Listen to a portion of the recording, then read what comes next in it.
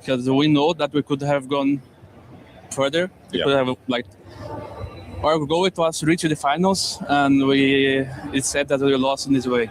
Yeah. What went wrong this game? Our game one, we'll start there. BB team, Lena never died. It's very difficult to kill them. What was the struggle in game one in your mind? I think the early game, we didn't pressure as much as we could. And we know that Lena is kind of weaker in the early game, and we didn't pressure at all. So he was free farming entire game. Yeah, 2 Radiances tends to do that. That makes it a little bit harder. Game number 2, very stompy. You're playing Grimstroke. Kind of felt like you guys were struggling to connect all of your ultimates together in some ways. Do you think BB team just played really well, or was it your guys' issues? I think both. Their team is super good, and they compete. They're super good. And our draft, I didn't like it. And we felt kind of lost after the lane phase. So I think it was the one main point. Yeah. What's next for you guys? You've got TI coming up, obviously you qualified. Are you guys taking a break, or what's going on? I think we're going to go straight to the China. I'm going to boot camp there until the next tournament. That's a lot of time. Well, I hope it goes well for you. Hopefully you'll be able to recover and be really cohesive as a team. Thank you for joining me. Thank you. Good luck in your matches. Thank you. Play is in our DNA. Whenever we let it out, it becomes our superpower. Now imagine an entire city being built to supercharge it. Kadir City, powered by Play.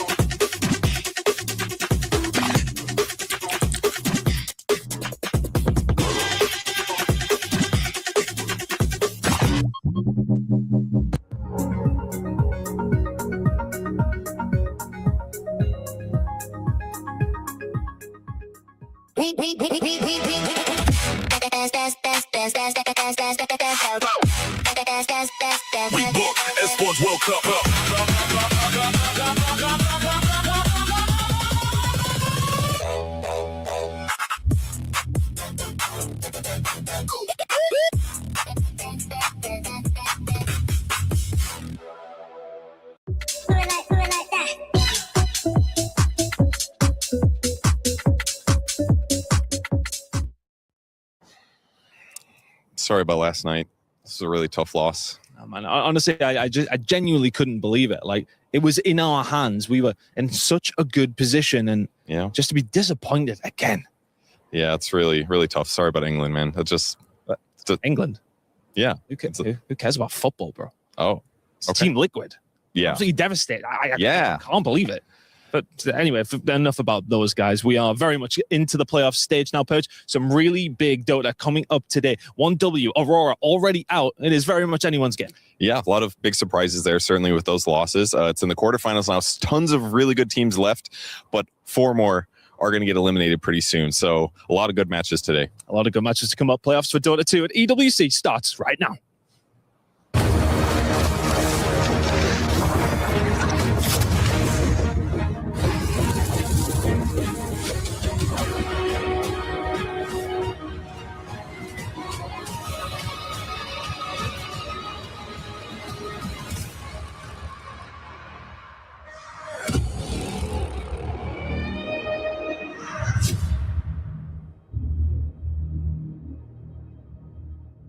A very good morning and welcome to Dota 2 at the Esports World Cup. We're live from Paris and we got a lot of cool things coming your way today as it is the first day of the playoffs. And if you thought survival stage was brutal, well, that brutality is just going to continue with a single elimination bracket. Some bangers on the agenda as well. Some bangers sitting next to me here as well. I am joined by BSJ and Seb.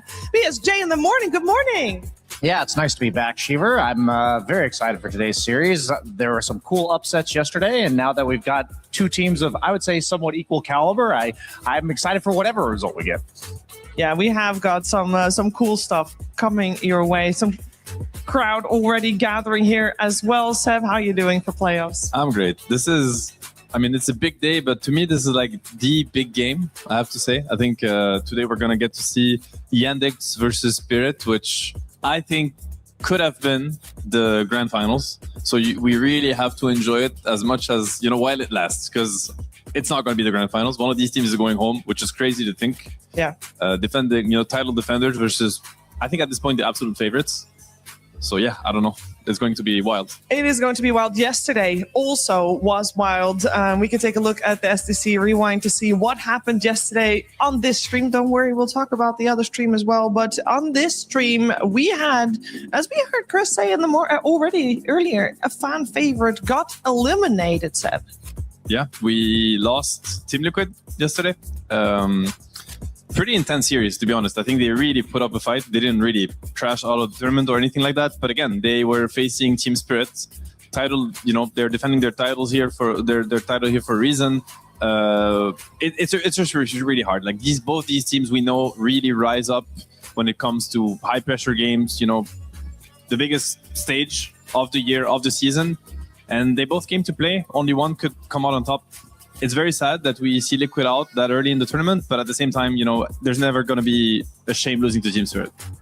Yeah, I think Team Spirit being the one that knocks them out, you got to respect that, Brian. Yeah, as a Dota commentator, I'm so accustomed to the double elimination format where if you have one series where you get paired against a formidable opponent pretty early on and you maybe don't show up your best or you just lose the effective best of one for your entire life by going to game 3, that you have a chance to come back. But to say, yeah, they're just gone, they're going home, I think we're creating a lot more storylines. And I'm honestly much more entertained when there's this much at stake in every single game, Shiver.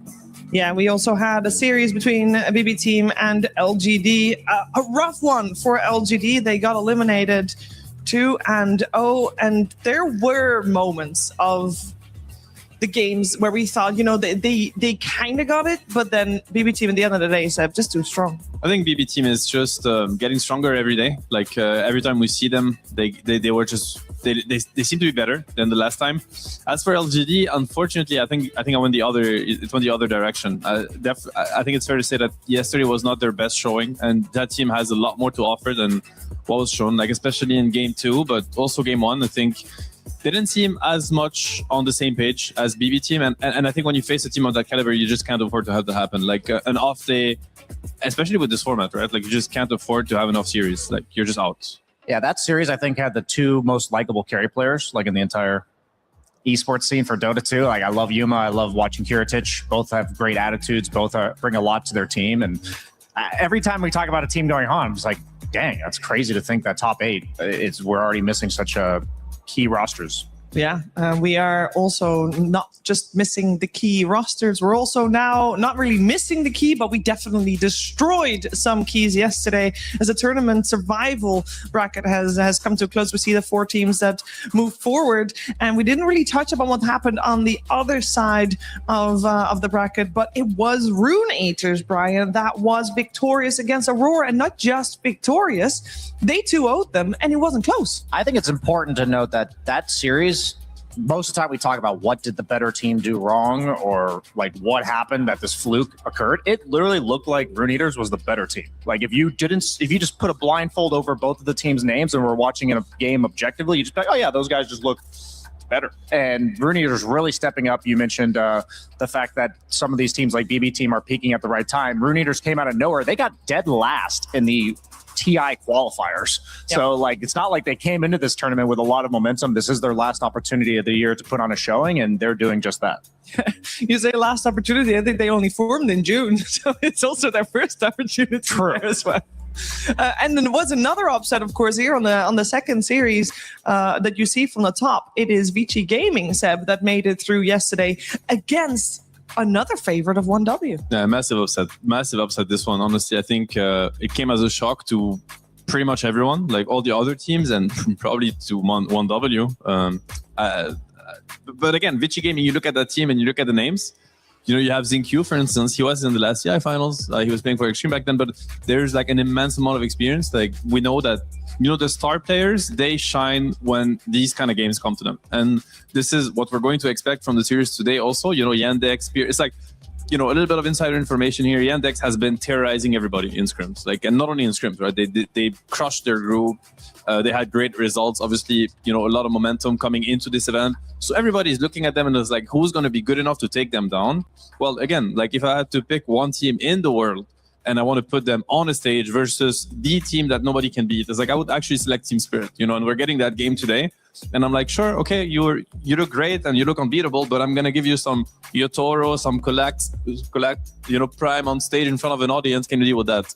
So I think all the games in that playoff bracket now that, you know, this very last sequence, it's only going to be bangers. You don't want to miss any of them, and just enjoy, you know, like the best Dota in the world being played. Yeah, and it's only one stream from here on out as well, so you're not missing anything. You can just sit right here, and you already heard us talking about it. I mean, we had to choose between following a big underdog story with P-Vision and Rune Eaters, or choosing for our Sony story of the day, Spirit versus Yandex. We had to choose Spirit versus Yandex. It is the grand quarterfinals, Brian. Yeah, as I mentioned earlier, this could quite possibly have been the quarter or the grand finals if there was a double elimination format, or if there's just different opponents that you find in the bracket.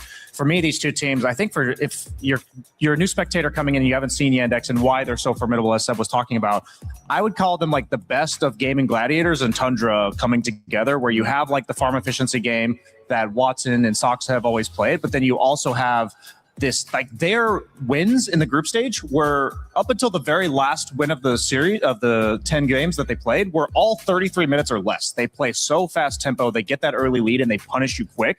And I don't want to be playing against them. That's all I can say. Out of all the teams, they do look the absolute scariest, and I'm so happy we get to see Team Spirit facing them today. Yeah, and we're gonna have a great series. And now that the bracket is also all known, I think it should be pretty.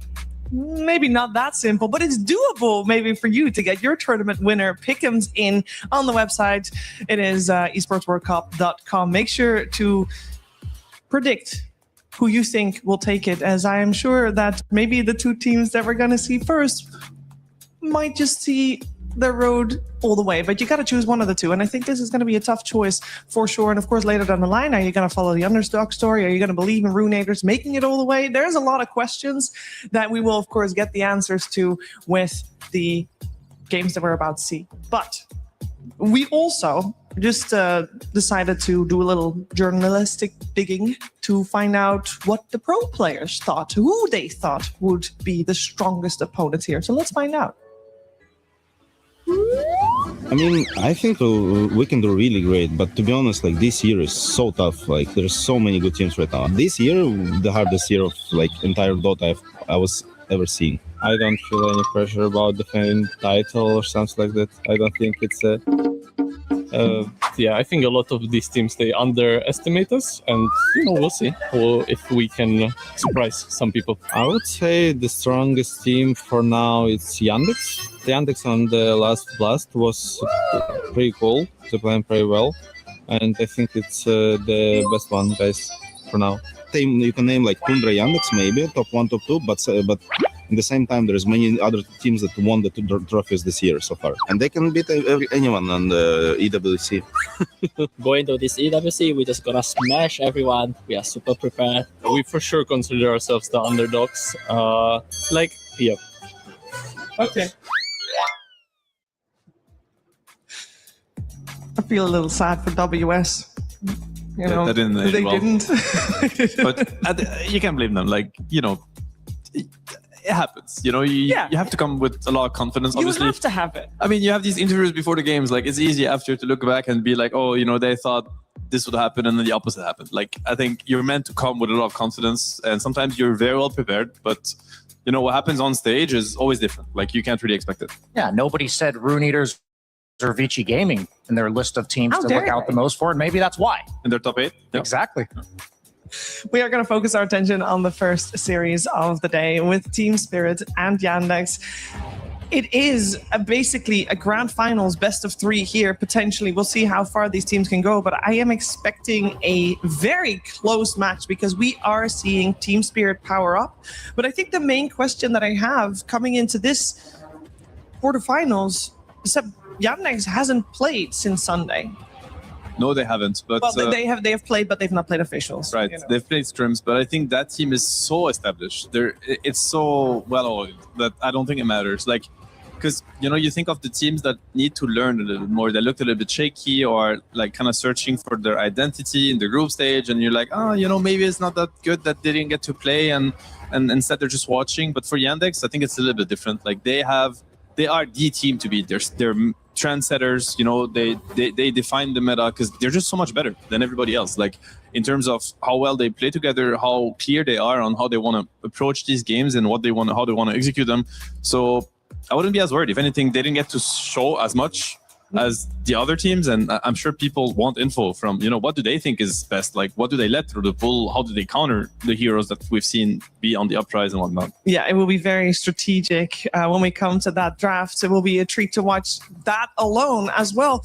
As for Yandex team, we're focusing on here first. Of course, they've made a big splash this year. It's the first year that this team has been on the big stage and instant results.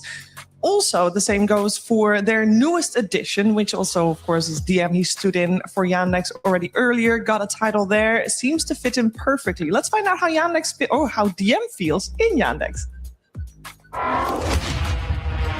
It was amazing to join the Yandex because I play in a team which is full of high school players and great personalities. So I'm really happy for this opportunity.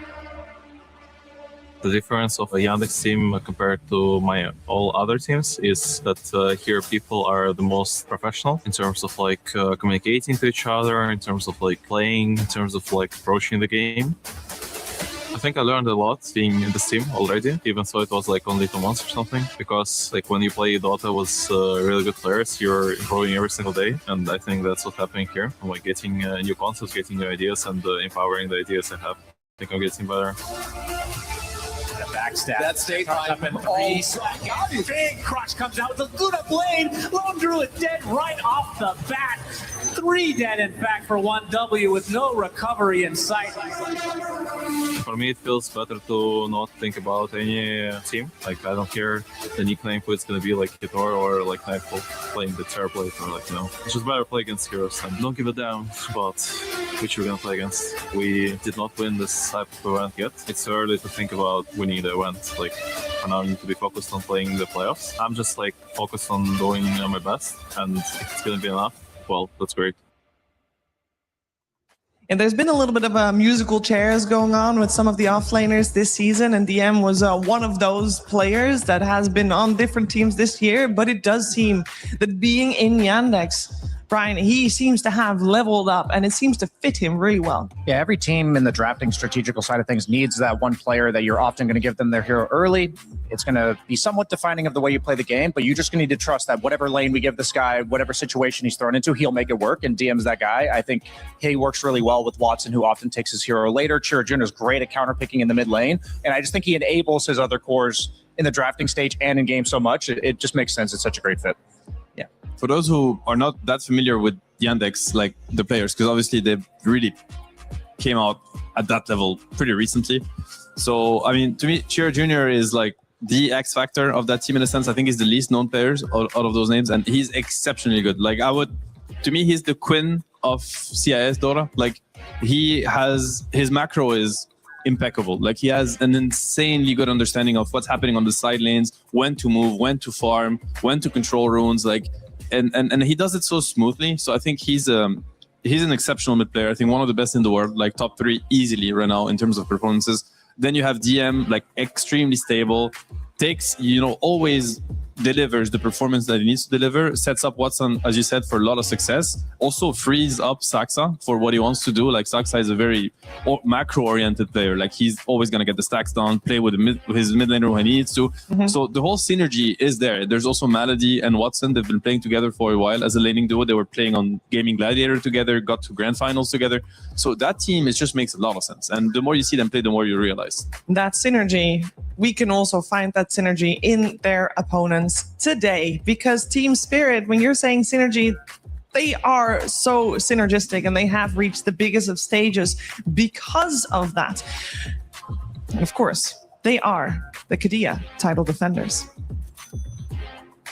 Team Spirit, one of the undisputed best teams in the history of Dota, are back at the Esports World Cup to defend their championship title. Their run through the Esports World Cup 2025 really highlighted the dominance of Team Spirit and why you should never count them out. After finishing first in the group stage, they went on an undefeated run through the upper bracket, knocking out the best teams in the world without dropping a single game. The team has been through some changes since the Esports World Cup last year, and their current roster consists of Yutoro, Laurel, Collapse, Not Me, Rue, and with Maposhka returning as their new coach. While they've had a rocky few months, a constant of Team Spirit is that you can never underestimate them in extremely high-stakes events. Where other teams fall due to pressure, Team Spirit thrives. Esports World Cup 2026 will be a chance for Team Spirit to prove that this still holds true.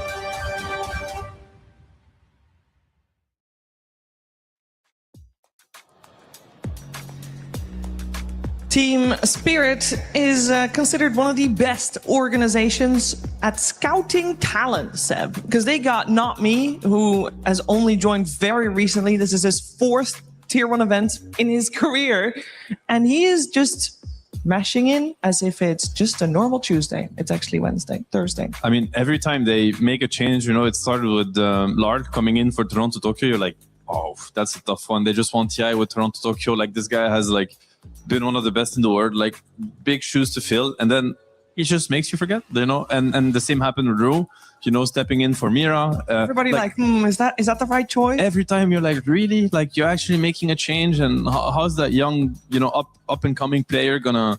It's tough to be in that position, but they seem to have like a really nice support system and a nice way to integrate these players and make them comfortable. And now it's the same. It's like you have Not Me, you have Rue. They're very young, both of them. I think the youngest on their teams are the support, which is very unconventional. Usually it's the core players, like the supports are, the cores are like the flashy, young, fast, fast hands. And the supports are like the old guys that have been there forever, kind of under the radar.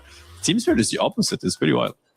Yeah, for me, we always talk about the mental side of Dota 2, and somehow with Team Spirit, they bring in these players who, it is a high-pressure situation. You've got big shoes to fill, and then at the same time, they maintain the identity of Team Spirit. I call them the Doctor Strange team early on in this tournament because there's a million different permutations. They find themselves down by 30K. There's only one way to win this game, and they somehow manage to just kind of wait, buy their time, and then the one time that you step out of position, they're going to be the best team at punishing you for doing that. And the fact that Maposhka came back, I think this team was lacking the leadership throughout the course of the year. They've made a lot of those roster swaps over the last couple of years, but I don't think anything has hit them as hard as Maposhka specifically. I think he was such a pivotal leader on that team, and seeing him come back, we're definitely seeing them back in their old form, and Not Me has settled in quite well. I'll never forget his first game that I watched of him playing Rubik and stealing a Ravage into a Winter's Curse and literally winning the game. And I was like, okay, this guy's going to fit right in. Yeah, he has certainly delivered here on the stage as well. I believe yesterday we did name him the MVP of the series when they were playing against Team Liquid. The question I have for this squad, Seb, do you feel like they've leveled up enough to face Yandex here on the stage? I think so, and this is a statement. To me, this is the clash of the two carry titans in a sense. Like, there's Yotoro, obviously, he doesn't need it, he needs no introduction, and then there's Watson. I think this guy has been rank 1 on the leaderboard for years. He's been in Yotoro's shadow because it's just hard to have a spot, under the sun when there's Yotoro on the scene. This is the time to kind of prove himself, like, I am the best in the world. Well, we're going to find out which one of these two teams will actually survive today. It is time for our playoff day to get started, and we are starting with the grand quarterfinals on the stage.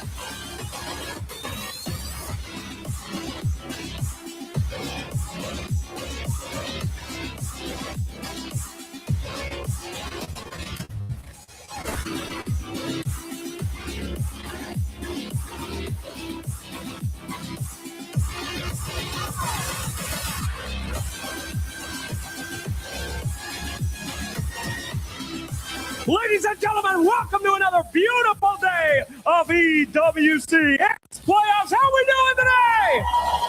Oh, baby, the crowd is alive, and I am up here with the greatest of all time, Mr. Milos. Good to see you again, brother.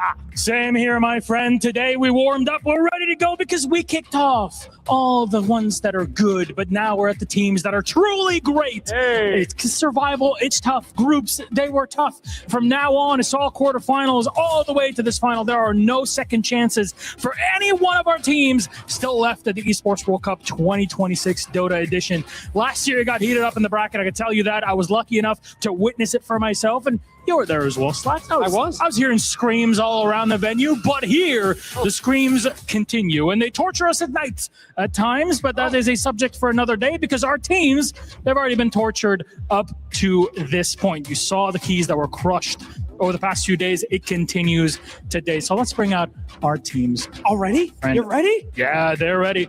You guys ready?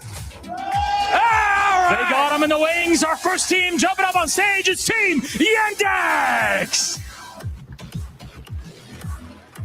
And here they are. Yandex are back at it again on the stage. We haven't seen them in a few days. You know why? Well, they topped their group, and they were so happy with that performance, having only dropped a singular game in the group stage. And here they're back up on this plank here. They're walking it, and they're ready to go. From this point on, there are no second chances in hell. Even our Brazilians in the arena, they are cheering for Team Yandex. International cheers for Team Yandex. Top that, Slacks. I mean, I would top that. You're about to see a team top that, my friends. Yandex might have won almost everything this year, but this team doesn't really care. You know what? Let the peasants have their little tournaments, because this dragon only wakes up when it's time for the real gold, baby. They've been building energy. They've been coming back from the groups. Put your hands together for Team Spirit! Talk about spirit. Everybody counts this team out, and then they come to these tournaments and they just destroy. The story repeats every year, and we must ask ourselves if it will repeat one more time. Absolutely incredible. The crowd is going absolutely bonkers for them, because you know this is going to be the match to beat. You've got the guys who won last year, the guys who won everything this year, but only one gets to continue. Oh boy, I cannot wait for this one. Then let's not dilly-dally, please. Team Spirit, please. Yandex, you may place your keys, gentlemen, and prepare to do battle. This one we've all been waiting for, and honestly, you'll get every single game in our quarterfinals. Oh boy. Oh, hey! Every single game in our quarterfinal is going to be a banger, and this one is a hell of a match to get it all started. That's us here on stage. There's the panel waiting for you. Let's get it started. La différence entre un simple joueur et un champion est parfois infime. Car c'est dans les instants décisifs, quand l'enjeu est à son comble, que l'on voit qui vacille et qui se relève. Jusqu'ici, certaines équipes ont créé la surprise et d'autres ont chuté. À ce stade, seuls les plus forts survivront. Il ne reste que quelques jours avant qu'une équipe n'immortalise son nom et n'entre dans la légende, en ajoutant leur clé au totem de l'EWC et leur nom au livre d'histoire.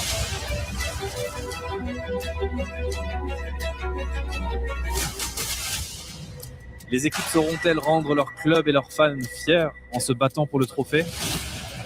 Elles n'auront d'autre choix que de le faire, car rien n'est acquis, tout se mérite. Les playoffs commencent maintenant. Oh, big crush comes out with the Luna Blade. Lone Druid dead right off the bat. Getting some focus here. There's a huge arena from Whisper as he goes back into the fountain and drops dead immediately as GG's come out.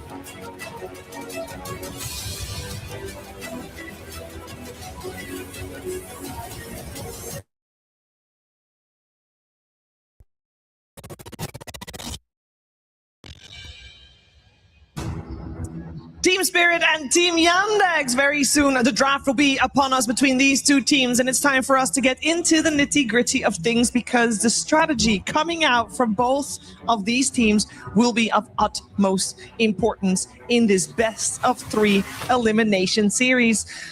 BSJ, what are you going to look for in the draft that will be there soon? So Yandex, they have a lot of surprise picks. Like they whipped out a Flex Lina in the last game against 1W, but at the same time, Watson has only predominantly played 3 heroes, the Kez, the Drow, and the PL, but all 3 represent like a very different playstyle. Kez is that early mid-game aggression. Drow is that lane oppression into just stomping you from that direction. And then PL's the, okay, we're willing to go down 5k by 20 minutes and we will stall out the game Team Spirit style and beat you later.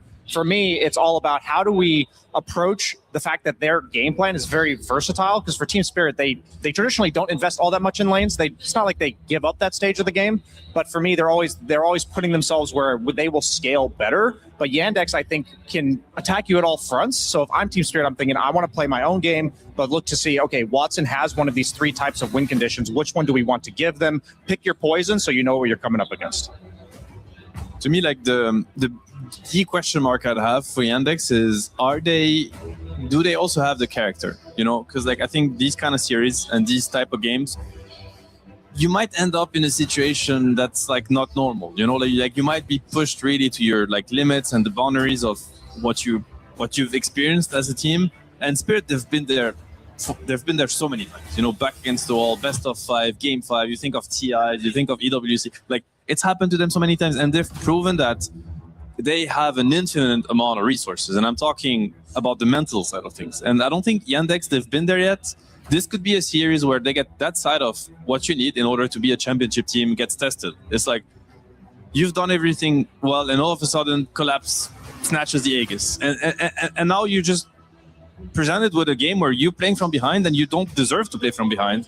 And Spirit is getting, picking up some steam. And are you able to play that game too? Are you able to show the character, to find resources, to stay strong, to weather the storm? This is the question I think they might have to answer today in order to prove that, yes, they have what it takes to go the distance. And as DM said, he said, we've won a lot, but we're yet to get these kind of trophies. So today is going to be the best test you could ever ask for. Getting Team Spirit in a single elimination, situation. Yeah, absolutely. For me, the factor that you're talking about, the way I interpret it is, at any point in the game, you have this idea of what the game should look like, what your timings were, what the formula for closing this game out is. And sometimes, like Team Spirit's the ultimate team to just say, like, screw the formula, we're going to throw that wrench in there, and you're going to have to figure out how to apply your formula in a completely new setting, completely new circumstances. Collapse. I think he's blowing minds with how many times he snatched that Aegis. Like, you gave that hypothetical, but I think it's more likely we see that at least one time in this series as opposed to not. And I think it's a great question that you posed for Team Yandex. I personally think that they're prepared. I really liked DM's mindset overall when he was communicating in the interviews leading into this series about the way they think about the game. I think expecting to have no expectations is the best route against Team Spirit, because you just never know what you're going to be against. 100%, Collapse stealing Aegis. How many times have we seen Yotoro pick up a DD and all of a sudden, bringing them back from a 20k deficit? You have to be ready for this kind of game if you're Yandex. So, this question will be answered pretty soon. We see the draft develop already. We're going to get, the hottest takes in the Dota scene, I guess, on what is good. Yandex, very much trendsetters at this point, because they've been dominating and everybody's looking at what they play and how they play it. So they will decide to go with the first pick Prophet, which we haven't seen really so far. In the survival stage, not once, I think. We've seen Saxa play it once for them. It's obviously we've seen it play mid by some teams. I can only assume that it's an option for them. And then obviously Watson Prophet, that's an absolute classic also. I don't know how much he's played at the tournament yet, but he's played it in the past and very comfortable on the hero. So very open and flex pick for them. Yeah, so Prophet has a bunch of different identities in terms of what he offers to the game. There was the patch where he was mainly about maxing out the Sprout and ganking with that. Nowadays, you're maxing out the Trance. And when Saxa played, he's played it twice so far this event. I do believe they have the option to flex it between Shearer Jr., Watson, and Saxa, but I'll never forget watching Saxa. It was 13 minutes in, they are winning the game, and he TP'd to the enemy tier 3 tower in front of the carry and denied creeps in front of him. Like, that was what he did with his time, and I'm like, okay, this is such a Soxa thing to do. This hero's very annoying. The thing about what they do on Yandex is they throw this threat out, this problem that you have to address, and then it can come in many different forms. Is it the carry prophet that's going to go for the Mjolnir carry items, or is it going to be the support nature's prophet that goes earn into Silver Edge and plays for ganks and macro around the map? You just don't really know what to expect. You have to account for all of them, be prepared for all of them, but also like stick to your own game plan at the same time. And to me, the Earth Spirit pick of Spirit is interesting. I think it's a little bit risky in the sense that, I mean, obviously a great hero. Okay, they do ban the Slaughter, because like I was going to say, we've seen answers develop against this Earth Spirit mid, because it was probably the first hero that really broke through in this tournament, where we started seeing it everywhere and it was dominating. And this is when the Slaughter mid started to appear. The Lina mid also made a comeback, mainly because of this matchup, because people are looking for options to shut down the Earth Spirit and to stop his map domination. So is this a Lina game for Shira Jr.? Is it not? They took away the Slaughter, which I think is a really good ban from Team Spirit. Invoker's also out. These are like the three most common answers we've seen so far against Earth Spirit. Yeah, you were talking about how well Shira Jr. has been performing. My first instance of watching Earth Spirit versus Slaughter mid, I've since seen it like 3 or 4 more times. Shira Jr. dumped on the Earth Spear. Like, it was like double up on CS, 2 levels ahead. There's a reason that they're banning it. And then all the other times I watched the matchup, it really wasn't that bad for Earth Spear. Like, it maybe go like 60-40, but he still had a game. So there's some X factor that Shira Jr. brings to the table where I would be a bit nervous, like you said, to open up with Earth Spear, especially with, you've basically removed the flex potential of it. Usually it is flex between 2 and 4. Hoodwink's most likely the 4. So now, like, Shira Jr., he's ripe for the picking when it comes to counter picks, and he's got a lot of them up his sleeve. I have to say, I'm a really big fan of Yandex's drafts already. I feel like these are like just really good heroes right now. Like, these heroes, they already have so much. Like, they have very strong laning presence, absurd actually. Like Undying Prophet, even Centaur, very dominant laner. And these heroes right now are as good as like in the early game. Then and same with the late game presence, because I'm thinking of Prophet late game. We've seen Centaur, with the heart build, with the cart eventually. Undying also, I think, scales incredibly well in the game now, especially from a support position where all of a sudden you have to deal with the core. Like, it's just a very well-rounded draft already that by Yandex. Yeah. They can pick another range carry if they wanted to. I'm mostly having my eyes this series. Don't know if it will come out this game on the Lina. I think Watson so far is the only one that played it on the carry role, and it looked so good. Of course, he's also the one that started the whole trend when it was a common meta pick. So he used that to beat 1W in the group stage, and actually Shiro copied it yesterday. They picked Lina early on and then flexed it to carry and also beat 1W with that. Lovely. You guys have been seeing a lot of Witch Doctor on the mainstream. Yeah. You talked about the level 20 talent, Seb, that gives a percent-based healing combined with all these high HP heroes. Even Earth Spirit as a core doesn't really build strength-focused items, but we'll end up with like 3K, 4K plus HP as the game goes on. I think, for me at least, when I look at the Witch Doctor as a Centaur solution, is that Centaur is often, he's rushing Heart. You can't really kill him in the mid game because you drop him down to half, but Heart as an item has been reworked where it gives you more regen as you drop lower. But the Maledict, that's actually going to finish you off. So I think one of the few supports in the game that actually represents a gank duo or trio that can bring down a Centaur with a Heart like early to mid game. Yeah, it's a very good matchup for Witch Doctor. I think the Kaz also fares pretty well against the Centaur on the lane. Like, this Witch Doctor Kaz lane is a very scary lane to go against. So a very strong safe lane, on Spirit side. I think Yandex at this point, I'd say they pretty much committed actually they could still pick a Watson hero, to be fair. It could be Prophet and Centaur. I'm not the biggest fan of Prophet and Dying support duo, but maybe Ember fixes it in a sense. It's a very good Ember game. I think, like, absurdly good Ember game, if you ask me. Like, both these supports are quite bad against Ember, like Witch Doctor and Hoodwink. They hate getting chained. They just die if they encounter Ember. And Ember's going to have a lot of help, Stampede, Prophet, Global Help, Prophet ulti eventually. Even Undying, it's just like a menace running around together. There's so much damage between Decay, Soul Rape, and the Ember spells. So I have to say that I'm a big fan of Yandex's draft. I think Spirit have a very solid draft too, but they're going to have to figure out, a very strong 24 pick. And it's going to have to be Collapse.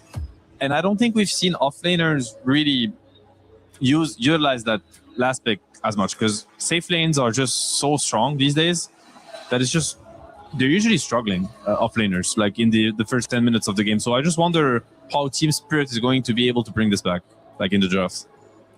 Yeah, I'm thinking why ban the Viper? Because are you thinking maybe it's like a collapse Earth Spirit flex to dominate this Ember Spirit, or is there a particular carry that you're wanting to pick, like Spectre or something that would suffer against Viper? Like, this is a weird ban to me, Seb. I don't know what you think. Weird, indeed, yeah. No, I don't know actually. Collapse Earth Spirit, I don't think I've ever seen that. Yeah, it's like if it's not a flex Earth Spirit, then offlane Viper has to scare you for some reason. Maybe it's one of the few offlaners that can actually boot Undying 5 out of the lane with like combination with Hoodwink. Yeah, that's a pretty good point, I think. It's a good thing that Team Spirit hasn't used any of their bonus time, because this conundrum, they can spend a lot of time on this if they wanted to. Yeah. I would be confused by that. Oh, they're gonna have to, but it is very confusing, this Viper ban. They're definitely cooking something. Maybe it's a way to shut down the Undying position 5, and they're just afraid of the laning presence. Because at this point, I do think that Team Spirit, they need a little bit more, early game presence on the lanes. Because I don't think this Earth Spirit will have the best game. We'll have to see how the matchup goes. Because we're getting now to the later stages of the tournament, so these mid laners are absolutely dominant, and they execute their lanes perfectly. From my book is that Earth Spirit should have the upper hand on Ember, like for the first, 5-6 minutes of the game. It starts turning when Ember gets, level 7, level 8 eventually. And obviously when he gets the Mage Slayer, now it's a whole different story. But I do think that if Larl, executes the lane properly, maybe he can just have a pretty dominant start. And maybe it's just good enough to play versus Ember.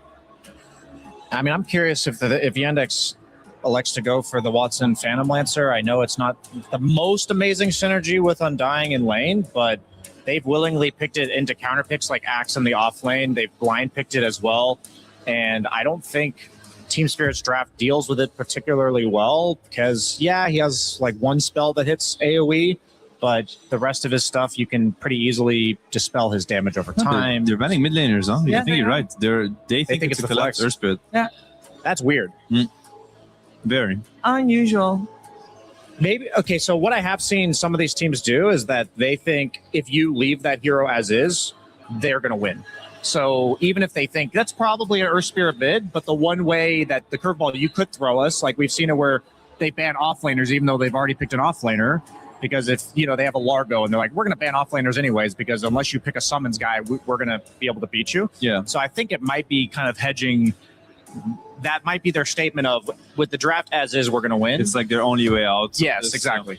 Yeah, it makes sense in that case. I wouldn't be surprised that Collapse can play. This guy's so talented, he probably can play anything, but it's definitely something we haven't seen from him in the past. So it will be cool. I'm kind of hyped for a Collapse Earth Spirit just to get to watch that. Something new. We had 2 carry bans coming out from Team Spirit, both the TA and the Terrorblade now out. So far, Team Spirit's read is that Nature's Prophet will be in the hands of Saxa, but that is something that Yandex will reveal to us in about a... well, they have about a minute, so they can take about a minute. I'm just thinking a little bit about Morphling. I don't think it's the best matchup versus Witch Doctor, but I think it's pretty good against Kez, and it used to be like a go-to against Earth Spirit, like for carry players, because once you start getting, you get your ulti... Okay, they go for a Mirana. This is interesting. So I guess it's just going to be a Saxa Mirana, and they will just play the Prophet position 1. It is a pretty good Prophet game, position 1, in my opinion. Like he has such a dominant support duo with the Ember Spirit, which is it's a pretty free Ember game, I have to say. So there's gonna be a lot of opportunities to TP, a lot of info from the map, which is I think where Prophet strives. Like when you play with Prophet, like you really want your team to be active around the map so that you can safely TP to places, because you just know that they can't stop you from farming these camps, and eventually you get so far ahead that it doesn't really matter which matchup you have, like carry matchup, you're just so farmed that you just win as Prophet. It doesn't matter. Kaz, Spectre, you name it. You just have too much gold.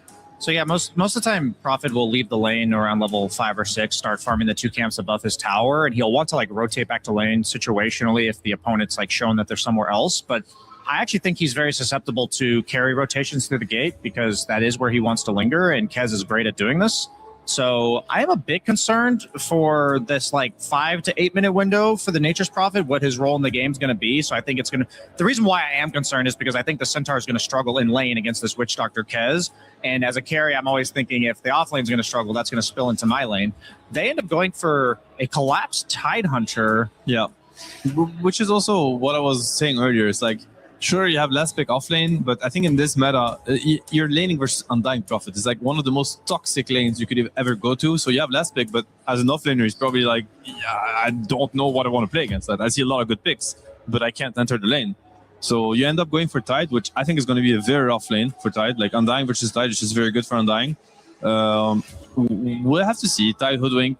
At some point, it's going to start being okay. If they get some stacks and Tide gets levels, I think as soon as he gets level 5, he can start, entering the lane and being okay with it. But I think Spirit, they have the scaling lineup for sure. Earth Spirit, Tide, Kez, Cores. And on Yandex's side, if they're really far ahead, as I said, Prophet will outscale any hero if he's, far ahead in gold. But they have to make the early game stuff happen, in my opinion, with this lineup. Yeah, in my experience, the more polarized the lanes are in terms of strength, the more action happens in the early game because teams, it doesn't make sense for you to just sit there and static the lanes. So I think both safe lanes are heavily favored. You have 2 mid-game carries that come online very quickly. You have very volatile mid-lane matchup where they want to get active very. I think we're going to see like a very high amount of rotations and amp up the pace in just the early game. And I'm looking forward to this low cooldown skirmishes that I think we're about to witness.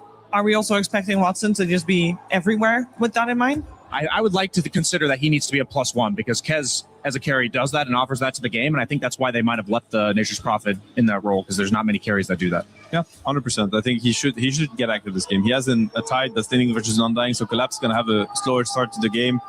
Earth Spirit has been counterpicked theoretically, so it would be cool if the Kez could get involved. So we don't really have a clear favorite here then based on the drafts. No, we don't. We That's don't. good. This is going to be, everything is up in the air. 2 of the best teams in the world battling it out. I mean, what else would you want? What else can you ask for? That is quite the treat for everyone watching this best of 3 series. Game 1 of our grand quarterfinals coming your way with Kezu and Sunspan. Team Spirit versus Yandex in the playoffs here for EWC. This is going to be a hype matchup. That's a hype set to start things out. Beautiful, beautiful creature we have here on hand, played by the great DM as we have a pause 33. I know he's been eliminated from the tournament, but he just wants to make sure the lights are up to snuff here. He's got to keep up the legacy, of course, of his lights here as Yandex and Spirit. Now, like he said, this is going to be an absolute banger. Also have to remember, this is single elim. You don't get no second chances. Right. You got to go up against the big boys. They're looking up. Yeah. It is lights. They get it. Soxa used to be on a team with 33. He probably learned a lot of little tricks. But shouldn't he be the one to then stop this legacy of the lights since they have so much beef, as people like to keep saying? Do they have beef? Apparently so. Is it beyond beef? They're playing tomorrow. Okay, just double checking. As we get this wrapped up here, and yeah, if this doesn't go 3 games, I'm going to be severely disappointed. We've been saying that over and over again. Now, out of all the games we've cast, because we've had a lot of 2-0s and stomps, one way or the other. This is, like we talked about, it's play of stage. This is 2 of the best teams, and if you would have asked people beforehand, I wouldn't be too surprised if these 2 names would come up a lot in what's your top 3 for the tournament? Spirit, Yandex especially. I think they've been on fire. They won Blast not long ago. They're looking very good. I think they have very, very improved players. To me especially, I would say CJ is one of the most improved players of this entire season. His KDA of the last 8 games is ridiculous. And I think when it comes to Spirit, a lot of their players kind of do the talking themselves. You don't really have to hype them up because we all know what these players do. Yeah, Maposhka back as a coach. And you can see the difference that he makes. I mean, I would assume maybe it's just a coincidence. They win 2 TIs with him as player. And now they're ramping things up, which they've looked very underwhelming for most of this year, I want to say. To be fair, I feel like they do that in most years, even when he's not there. I mean, that's then you get to the end. They show up to the big tournaments. Yeah, it's all part of the play. You don't want to play too well early on because then you just get your heroes nerfed. True, like Falcons. That's right. Falcons got decimated. Every Amara hero is just nerfed to the ground. But then it doesn't matter because he goes to the next one, and then he goes back to the Timber after 1 year. Goes 10-0 anyways. good enough, you can make up for all the other things, whether your hero gets nerfed, you find a new build, you do something different in the lane. But yeah, I'm very excited about this early game that we have here because, you know, we heard them talk about it on the panel. I do think the overall aggression should be on the Yandex's side early on, but it also has to be. If I'm looking at later, you know, Spirit's mid-game teamfight is crazy good with the Tide, but he is also a slow and clunky hero. So this is something that Yandex can abuse with the heroes early on. All right, how many Aegis steals in this series for Collapse? 2. 2? 2. I'm going with, you know, 1 is boring. 0 is whatever because it's Collapse. You can't say 0. It means you're stupid. You got some stats on that, didn't you? Some real stats. Well, so supposedly his actual, like, how many Aegis has he stolen throughout his career is like 14 or 15. I'm going to call that it's Knoxville. You're calling out Knoxville? That's bullshit. There's no way that's true. I've cast about 10 of them. So you're saying I've cast most of his Aegis steals? It's possible. Maybe, no way. Maybe you're the dude. That's true. Maybe I'm just that good. I'm the good luck charm for Collapse. So we got the Spirit Brothers in the mid lane, Cheer versus Laurel, Ember versus Earth. And how is this supposed to go? So we've seen this many times now. So from what we've seen and also overall strength is Earth Spirit does very well early on. I mean, both of them just kind of farm, but throughout the game, I definitely give the advantage to the Ember Spirit. You know, you can go Vessel, you can go Mage Slayer. You're not really ever in threat. The good thing that I like this game about the Earth Spirit is that Earth Spirit is incredibly good against Nature's Prophet. If we think about what Nature's Prophet wants to do, he's going to TP and set up plays, right? He wants to collapse on a tower. Earth Spirit, first of all, you're very good at making the first move onto the Nature's Prophet or answering that first rotation of the game. And overall, with how Laurel has been playing, definitely got my eyes on him. And the other side, DM playing the centaur that we've mentioned. I mean, how good is Malady going to need to be in this laning stage? The panel was kind of talking about how he needs to bully Collapse. Yeah, you have Nature's Prophet Undying. It's a super good lane, especially against the Tidehunter, which was last picked. But a Collapse, he should be in for a good game. You know, I'm talking about the fact that his hero's a bit slow, but there's an insane value for the Tide chart in this game, right? You know, you got the Anchor against the Ember, so you can't Remnant. You also have the Anchor against the Stampede, which means it's completely useless. You're not going to be running away. But the good thing is for Spirit, they've got the Chicken Man, you know, Mr. Yatoro. The Chicken Man, yes. There's something special about this CIS Kez. And maybe it's like the innate aggression that those carry players have, because Kez is this type of hero. He's very squishy, but he deals an insane amount of damage. And I do think that Yatoro definitely rates up there. Well, he rates up there overall for the best carry, but also for one of the best Kezes that we currently have. Yeah, but there's an Ember Spirit on the other side. He has a taunt that uses shish kebabs. Is there going to be maybe that's the counter? Is there going to be chicken shawarma on the menu here? There could be, and hopefully it's better than the one you had recently.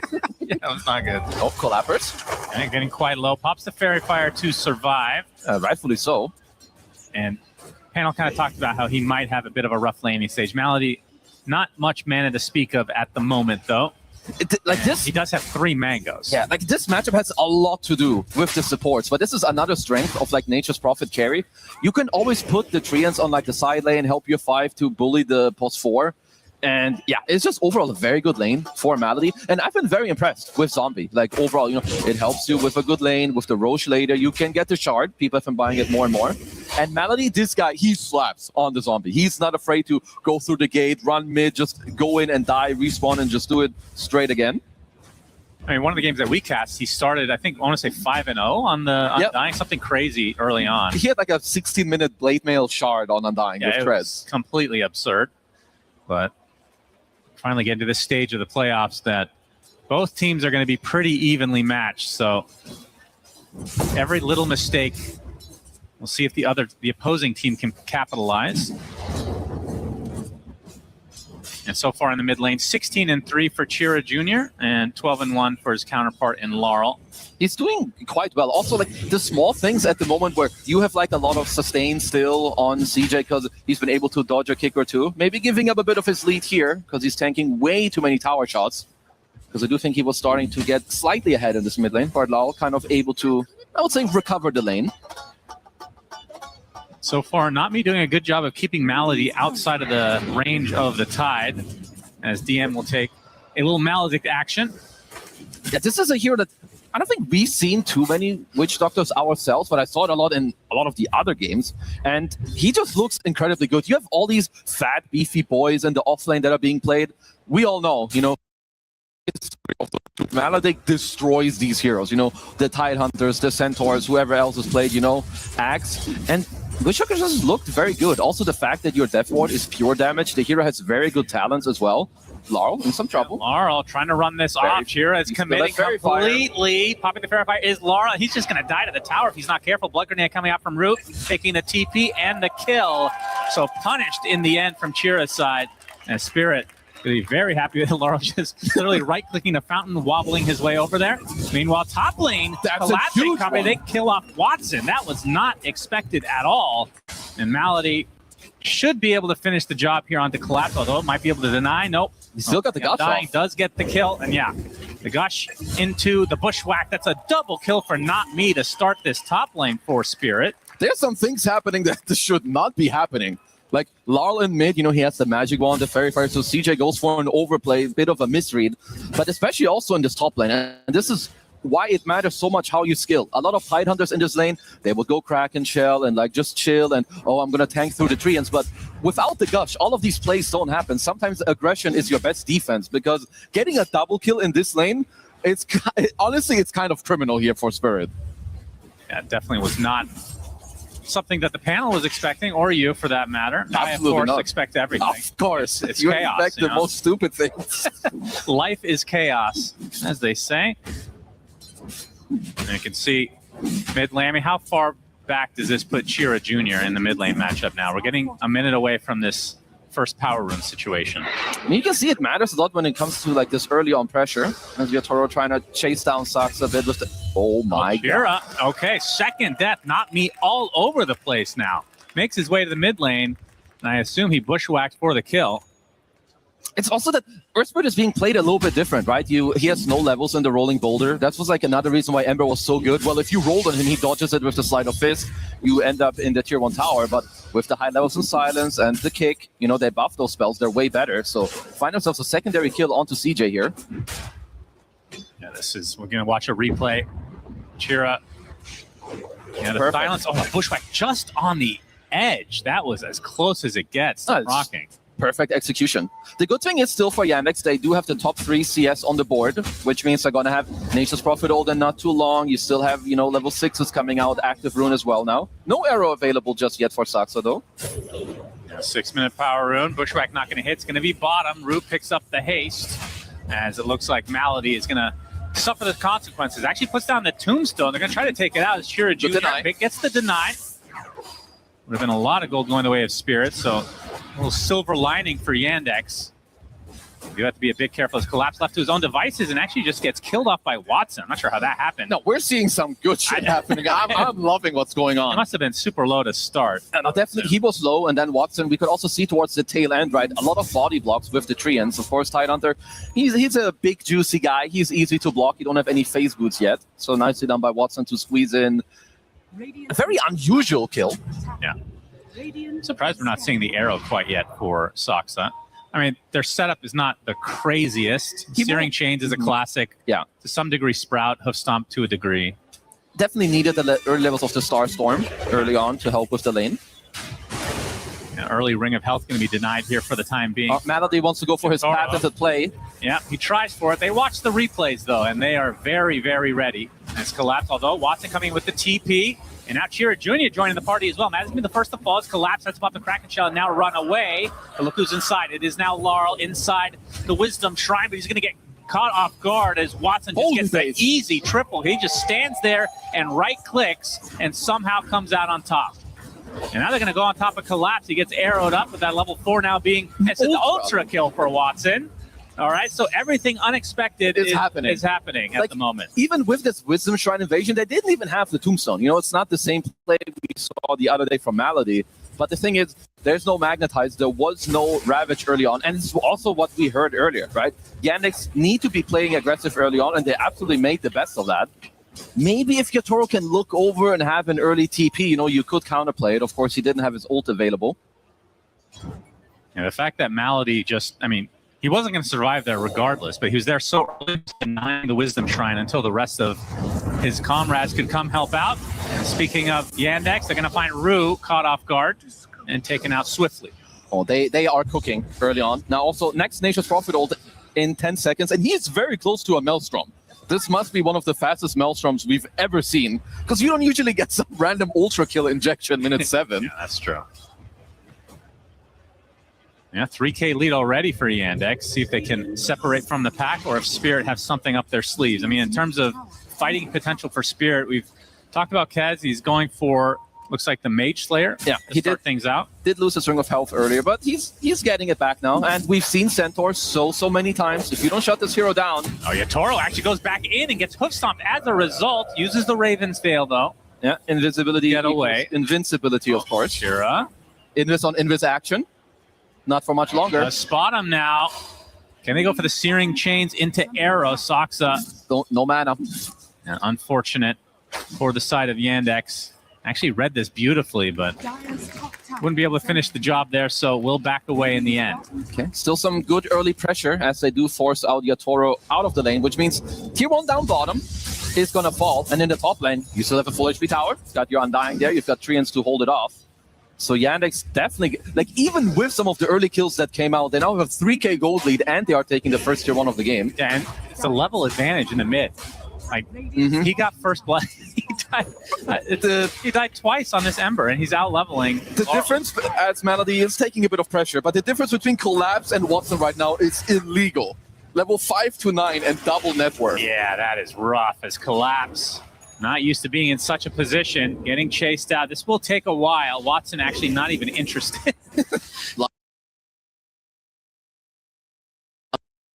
Backs away, wants to get some farm. Stampede will help them catch up. Pops a Kraken Shell, but to no avail. The Yandex in the last few minutes have gotten everything that they've wanted. See Spirit take a smoke, but like you said, Collapse. 10 minutes in, no Ravage yet. This is a good play that Spirit are setting up for, right? You know that is Centaur who's playing here, quite aggressive, tier 1 is on, and he has no Stampede. That's the big deal. He did use it in the last play up top. They're going to start things out. Sharpshooters coming for him. And with that, Maledict will eventually tick out. Only question is who gets the kill. It will be the Chicken Man, Mr. Yatoro. It's a very, very necessary kill down here. Otherwise, he will just play down here forever. So making use of the fact that they did use the Stampede aggressively. I've seen this in more and more games now. People are really trying to shut down Collapse. It happened yesterday as well against Liquid. Just continuous moves into his lane. I mean, he's very weak, even if you try and help him out. It's just like a defensive Ravage into kind of nothing. So second tower on the deck here for Yandex. Malady, the same level as Collapse. Going to use that Flesh Golem. Going to get rolled on, though. So TP support for Collapse, who's been desperate to get back in this game. And this will help. They're going to get the Tombstone as well. So Collapse actually being fed a little bit of an injection there. Yeah, he'll be quite happy about that. As you know, Malady kind of feeling himself. Of course, sometimes when you play the zombie, you just want to go ham. Just wanted to show him that, hey, I'm the same level as you, bro. Hey, man, you need 3 friends. Yeah, Soxa gets opened up on, but has that leap at his disposal. I mean, how hard is it to hit arrows in a lineup like this? Because Hoof Stomp is kind of, I'm talking about long arrows. It's on chains, which is, I believe they should be maxed out soon enough. Collapse, though. At the same time, Malady is burned down as the first magnetize of the game onto Malady, who, he still has now that we talked about him being level 6, has been dying quite a bit. A nice stone. Is it enough to tick away? Pops the stick is fine. Meanwhile, though, Bushwhack onto Soxa with the Maledict as well. So across the board, it's a 1-for-1, but Laurel gets completely collapsed on. Big roll, though. Earn charge applied as Chiro wants to finish the job with a sleight of fist, if he can find 2 him. seconds. Now, not quite enough. Is now TP support in the form of Yatoro. Stampede going to help out, though, as Chiro attempts to exit. Going to cast up, Maledicted up, and now he knows he's dead. So good turnaround there from Spirit. A little bit too much of a chase from Chira. We'll see if Spirit can now pressure this tier 1 as a result. Oh, definitely got to be careful about that, because like we're saying, Yandex are ahead, but they also should be, right, with that type of draft. And they've been playing very, very well. CJ, though's got to dial it back a little bit. It's now the second overplay for him in this game. And honestly, Spirit, they kind of need those, you know, and get a little bit more gold, hold back on the map, not lose your tier 1 tower this early on as well. Honestly, is a big benefit here for Team Spirit. So we see some stacks coming out. Who has the better Roche taking team? not including Collapse as a person. It has to. Well, it has to be dire. Like, right, you have Nature's Prophet, who's he's an ultra monster. Like 8,000 gold at 30 minutes is we're talking about Alchemist net worth here, and most importantly, you've got the Zombie Man. Of course, Undying, very, very good at Roche. You've got the Flesh Golem, you've got the Tombstone, which of course means in return that Collapse can up his numbers on the Aegis steals. Yeah, very true.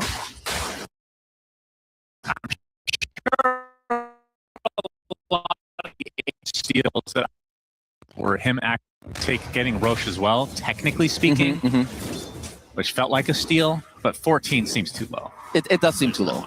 Maybe it's like when he got the last hit and the Aegis. I don't know if that's like what the side is for. It has to be it has to be snatching.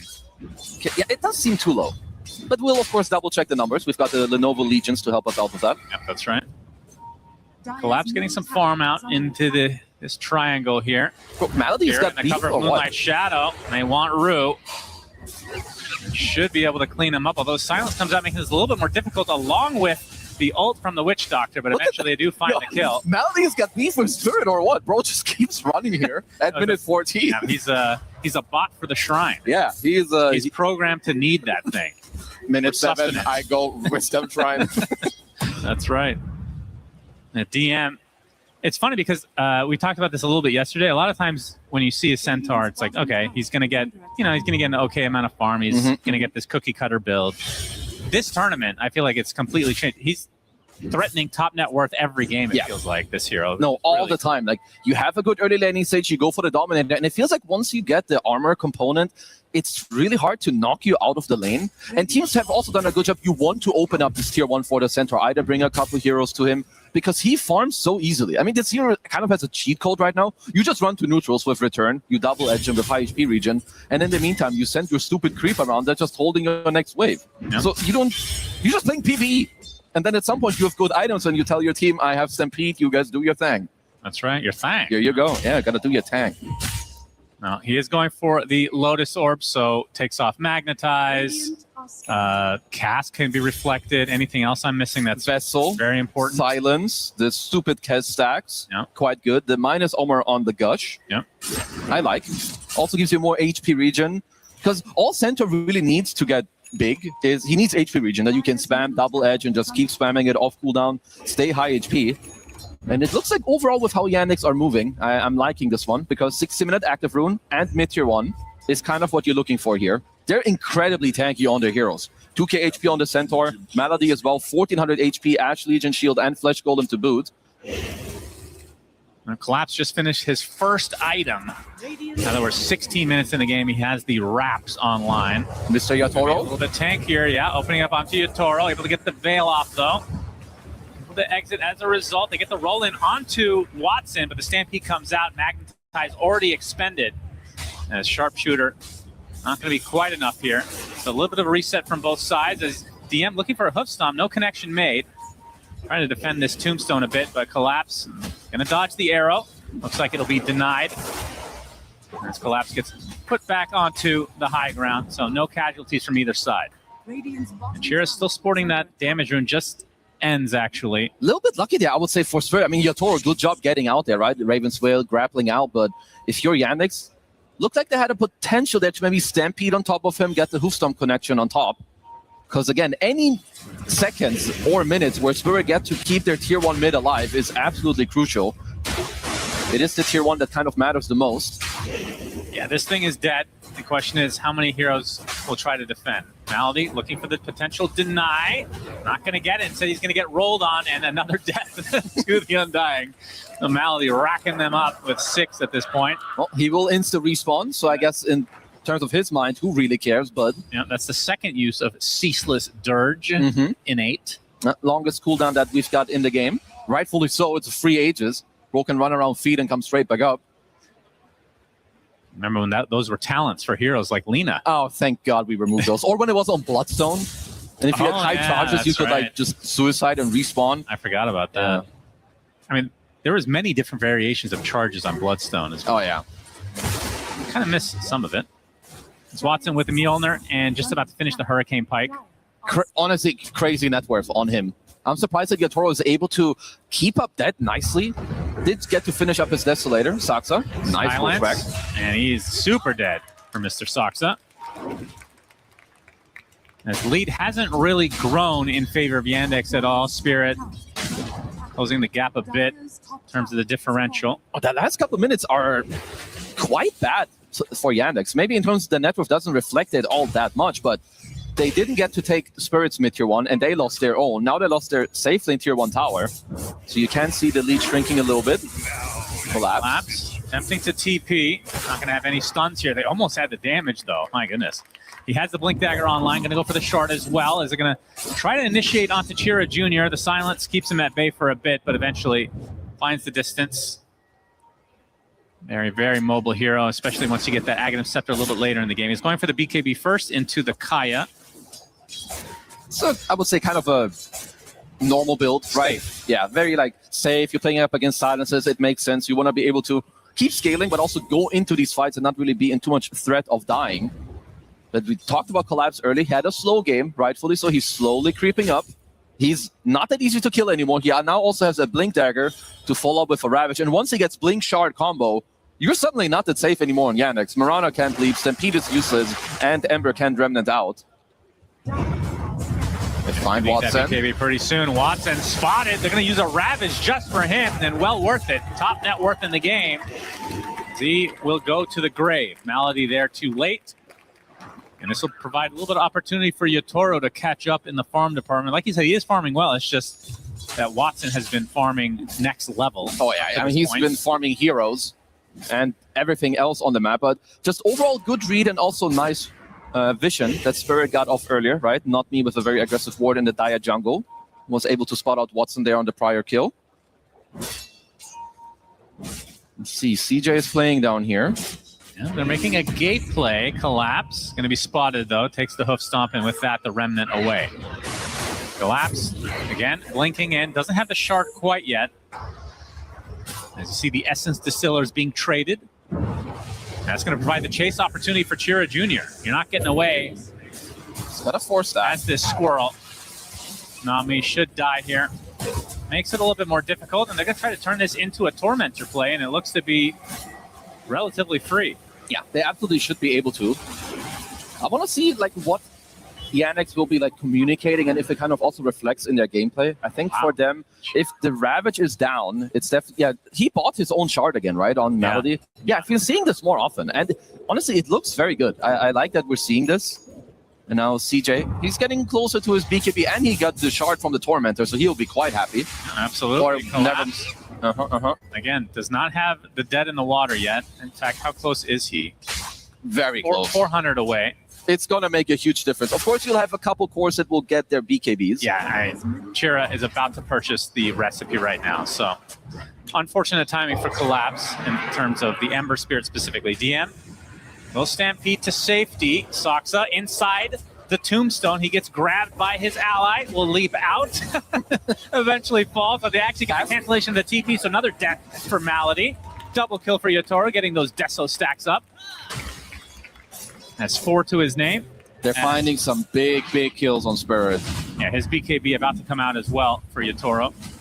Because a lot of the items that are coming out right now are very impactful for Spirit, right? We're talking about the double BKB that both Lol and Yotaro have. You have Collapse, who has a multitude of items. He's got the Rats, the Blink, now the Shard completed as well.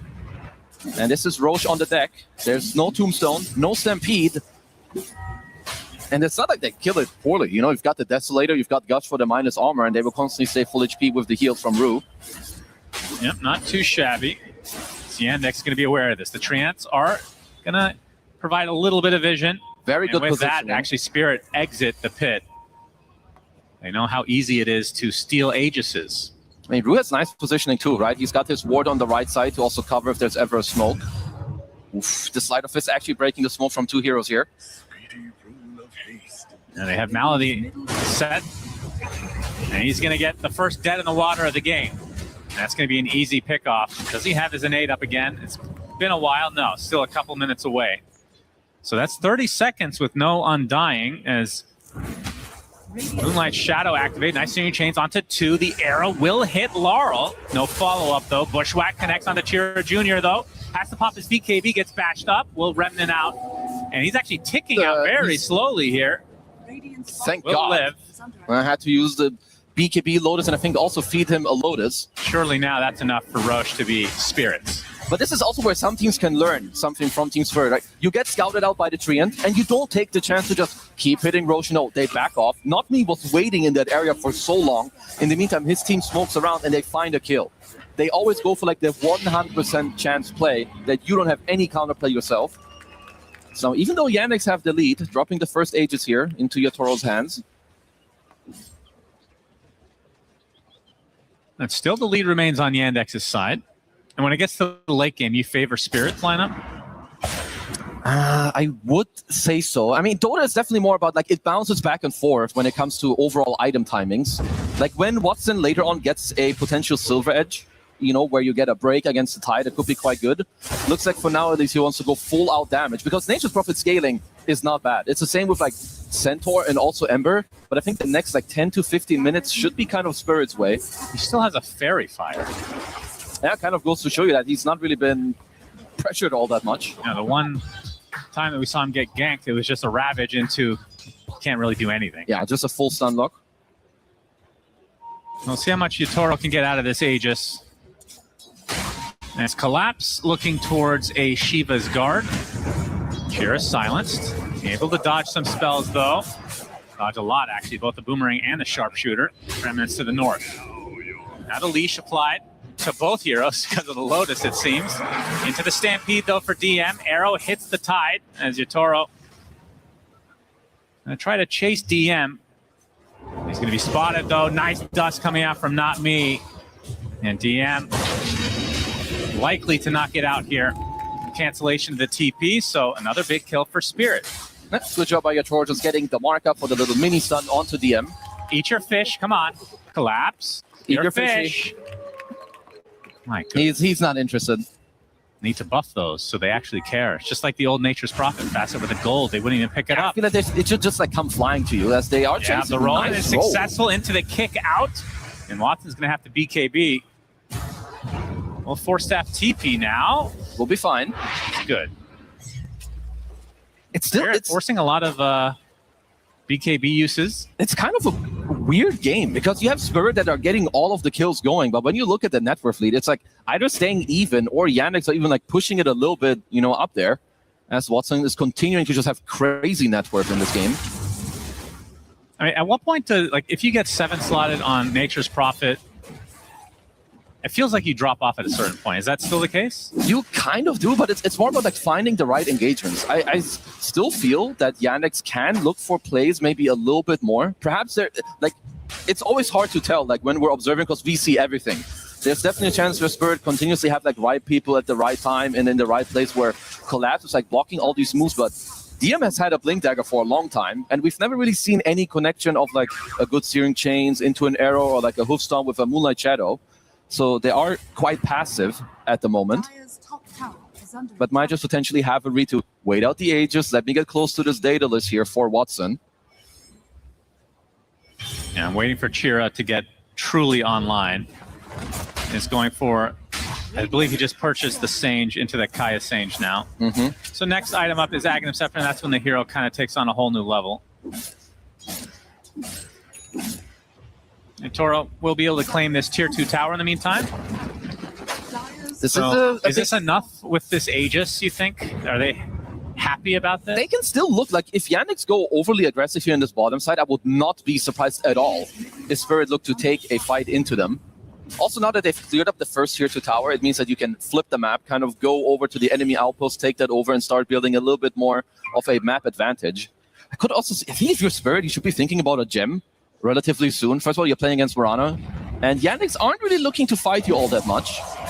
And Watson, or Chira rather, able to get out of the Chicken Man's arms. This is also like a very important aspect of these elusive idiot heroes, as I would like to call it. You can't, just because you can kill an Ember, you cannot allow him to just walk down the top lane. So I like that Yatoro is staying there, kind of keeping a very strong foothold on the top lane and where it's pushed into. Well, Aegis is expiring in 30 seconds, so Spirit going to try to claim one more tower before that comes to be. Fortification comes out, though. Radiant's bottom tower. And that's not one that's going to refresh because they've already killed off the tier 2. Okay, we've got a read here potentially that maybe Malady would have been here. Seems like he changed his program. He's going to pop his Flesh Golem, though, taking a full duration. Okay, wraps himself into the Tombstone. Going to try to wait out. He's fine. This Maledict. Yeah, he's perfectly fine. 4v1. No way. Get out. No way. He dies, pops back out, and that's a delicious treat for Yatoro to get another stack on his Deso. Yeah, it's quite a bit of gold, but of course Malady will be straight back up, as there is the gem for Not Me. Now they, despite not having the Aegis, will try to still finish off this tier 2 mid. And with all the good things they did against Collapse's Tidehunter early on, and even though he is bottom of the net worth, you can tell by how Yandex are playing that this Tide is having very big impact. Saxo trying to get out scot-free here. Ooh, close. Good attempt from Laurel. Well, they're just happily scaling up. You've got a bunch of greedy enchantments, I'm pretty sure, here on the Yandex side. You know, you have Saxa who's going for the Aghanim Scepter. You have Ember with a greedy enchantment, Centaur, and then we already know that both the supports have it. So that surely will help you a little bit when it comes to the gold lead. The fact that everybody takes it just makes it lose its meaning, don't you think? A little bit, yeah. At least, you know, choice.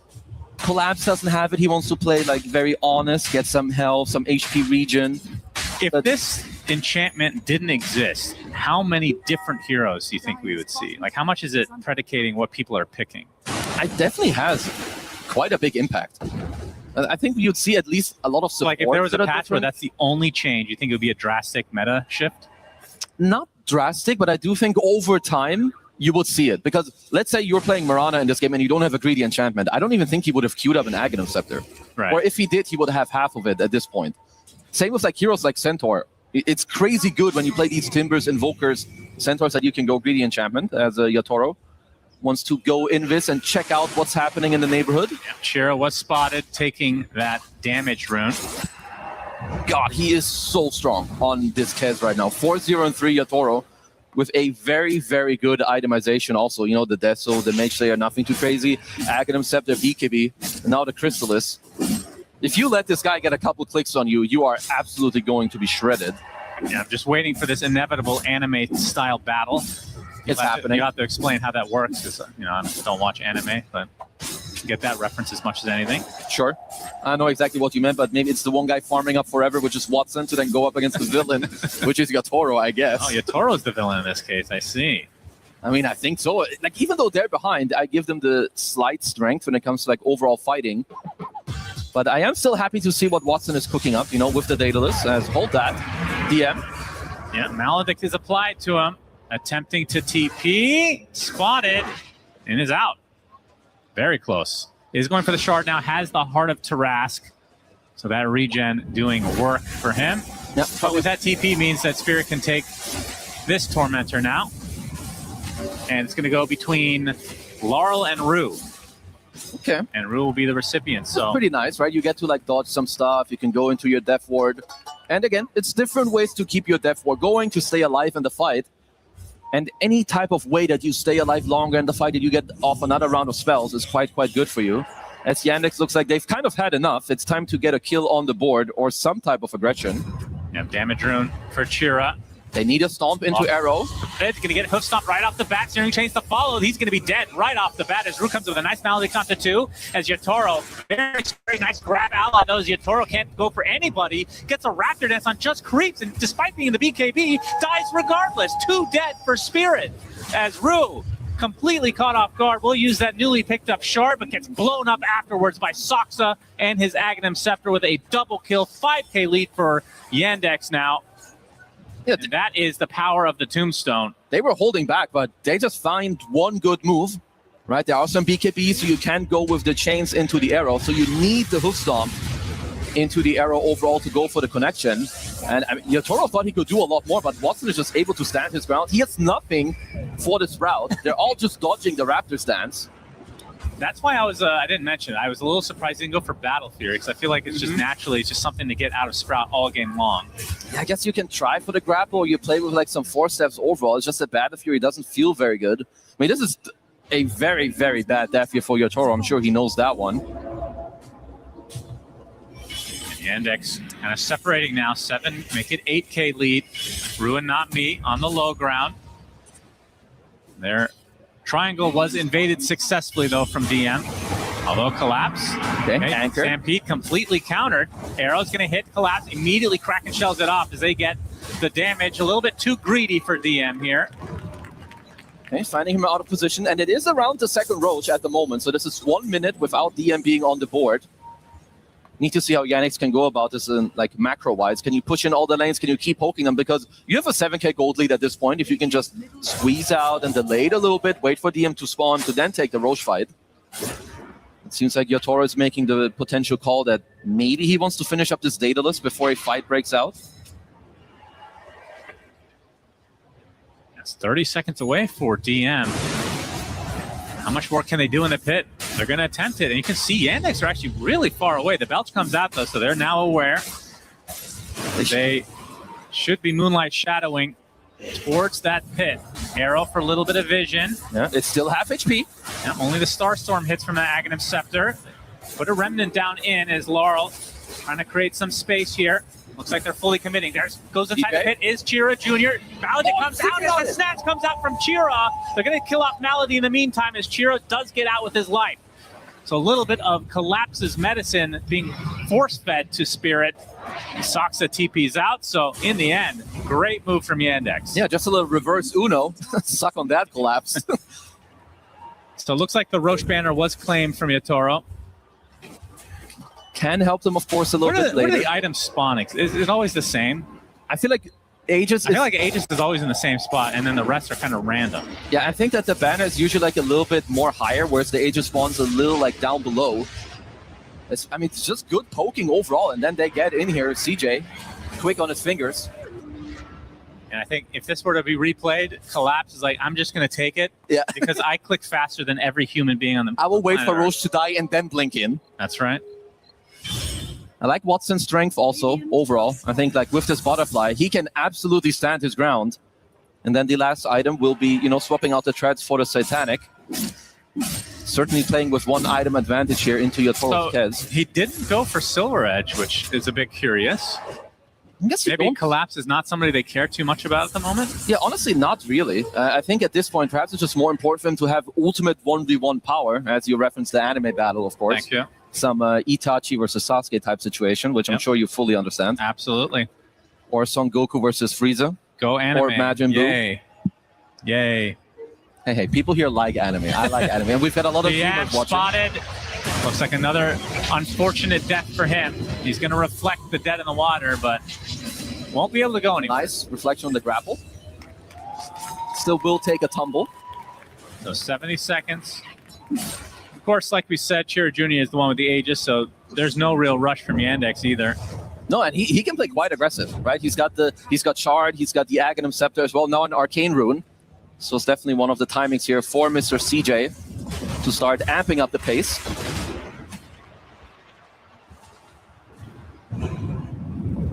These Maranas with Aghanim Scepters, this item's kind of weird, but it really does pay off if you get to 25. But they are scaling very well, and I like that. I don't know which patch it was, but you used to have to choose between Starstorm damage and multi-arrow, as maybe we cursed him.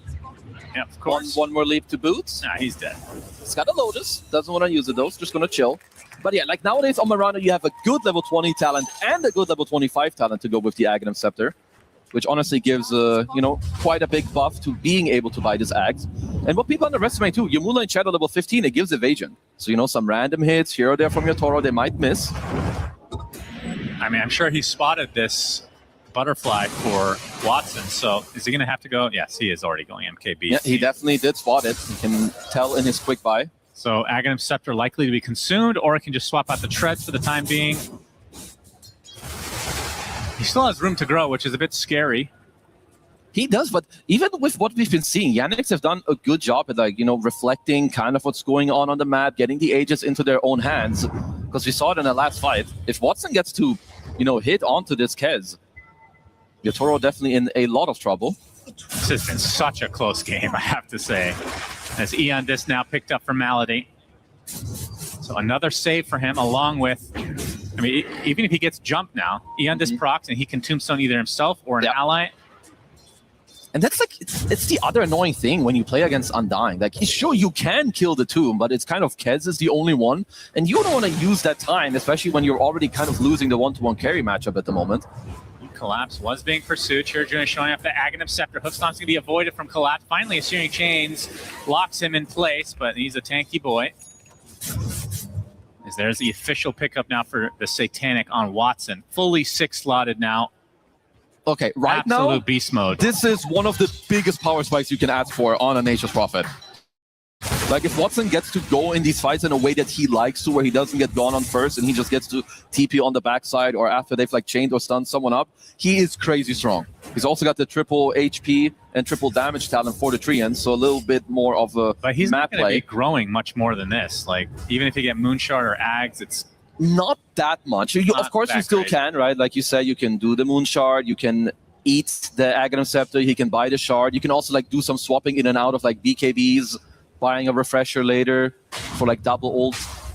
But it is one of the strongest timings, so you want to try and make something happen. You don't want to force it, but you want to be aware of it to try and use it.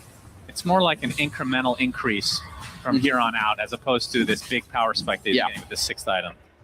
Which is definitely why you want to kind of like push it into Spirit, you know, make them, tease them a little bit, or like go aggressive on the map with a gem, push it back.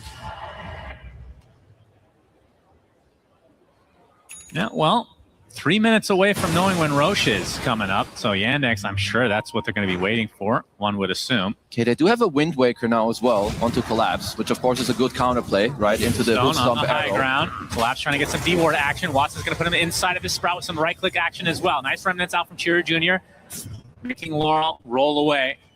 As the zombies will chase Collapse. So Vision Battle, I suppose, goes to the Yandex for now. Definitely does. And I do like this Wind Waker. Like, when you play against a draft, and usually the mid to late game will boil down to there are specific ways for one team to win the fight. And Yandex need like the Hoof Stomp into arrow into Watson deals damage. So this Wind Waker can absolutely put a stop to it. But now if you're Yandex, you need to find an answer to the Wind Waker, which should be most likely a nullifier on someone. I don't really know who wants to buy it on Yandex, but someone should be at least eyeing it. So you can like counterplay the counter that they're buying. Seems like that maybe Malady's got his eyes on that one. I was going to say, Malady, it's not really an Undying thing, but it's a Malady thing. And he's got Blink Dagger. Blink Nullifier is a great item combo. Yeah. Of course, it will take quite a while for an Undying to get there, but I do like what he has, you know, that they're talking about the correct things. He's got the Greedy Enchantment. Of course, He'll which get will that help him. eventually. Yeah. Really, it helps them. I didn't know that. Yeah, I'm just making sure. Greed will be his downfall. As Collapse gets the anchor, although Watson TPing in to get some right-click action on it. Collapse taking quite a bit of damage. As Laura's going to pop the BKB and pop the Shivas as well. Turn out to a full-on fight as Collapse just gets deleted. And now Laurel completely surrounded. Nowhere to go. Triple kill for Chira Jr. They lose Socks at the beginning, but they get 3 kills in turn. Yeah, well, if you haven't seen a Timeless Conjurer's Catalyst, welcome to Dota 2, baby. As CJ they just both evaporated. Sure, it was Watson who started off, you know, whacking away at the Tidehunter, but then just the follow-up blow from CJ coming in with the Ags. Yep, we'll see it here in a moment as Collapse, you know, they think they've got the easy one here onto Satsa. And you can see Watson's damage. It is very high. It is. And then here, hello, everyone's dead. Jeez. Like a nuclear bomb going off there. Absolutely ridiculous. So Yandex in good position here. 13k lead, already poking at the high ground now, despite not having the Aegis, but obviously those 2 big core kills, no buybacks for either of them. Would think that this is going to be a lane. And absolutely will be, and it could even be a threaten on the second Drax, unless they want to like play it safe, you know, already look for the next Roshan, which it could be spawning from now. It is a very long spawn, which should help Spirit. And they will back away, so the range barracks will technically survive. Not that it matters that much. I definitely need to commend Yandex on how they played this game, because mid-game, like, even to me watching, it looks like quite strange in a way, but I think just understanding and being confident in what heroes can do, I would say especially Watson, you know, having a very clear view, okay, guys, let me farm, I need these couple of items. Once I have this, we just flip the switch and we go complete aggro mode. It's a pretty late Roche, so I'm not sure who that favors exactly, but Yandex, if they can get this next Roche with all the goodies, they're going to be in extremely good position to end this game with Spirit. Of course, with Collapse always available to steal. Already been a steal this game, but not for him. I was going to say that fact that it's not an instant Roche spawn favors Spirit, but the fact that it's this long and the next couple items coming up for Yandex are quite big, I do think it favors them. Like Watson is holding 8k gold. You have a buyback now available on CJ in the next fight if you want to. The card is quite close for DM. You're also closing in on the nullifier on the zombie man. Yeah, they're going to have potentially 2 saves with the cart and the tombstone. Laurel on the cliff.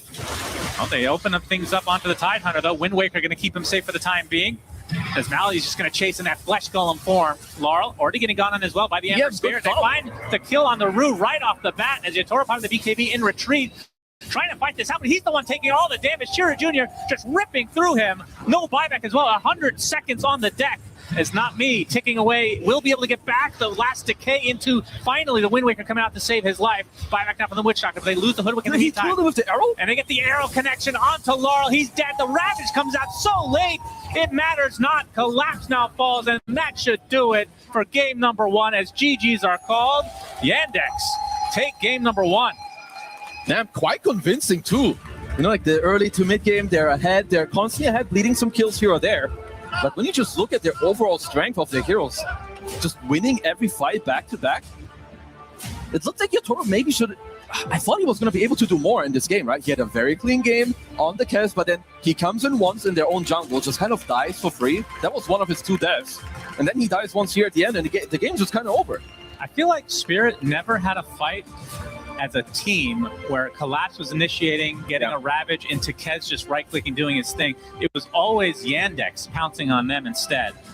And as a result, they took every big fight. And Watson, I mean, this performance on the Nature is probably completely absurd. It felt like Shira Jr. was carrying towards the late stage, but that's because Watson's just sitting back right-clicking. Nobody can really do anything against this hero when he has this much farm. Now, and you can tell how much it matters when you have a clean game on a couple of your players. Like you said, I think Watson, with very good itemization and very good understanding of the game as well, apart from the 1 or 2 overplays from CJ and where Malady just kept going ham on the enemy Wisdom Shrine, I think apart from that, it was very good.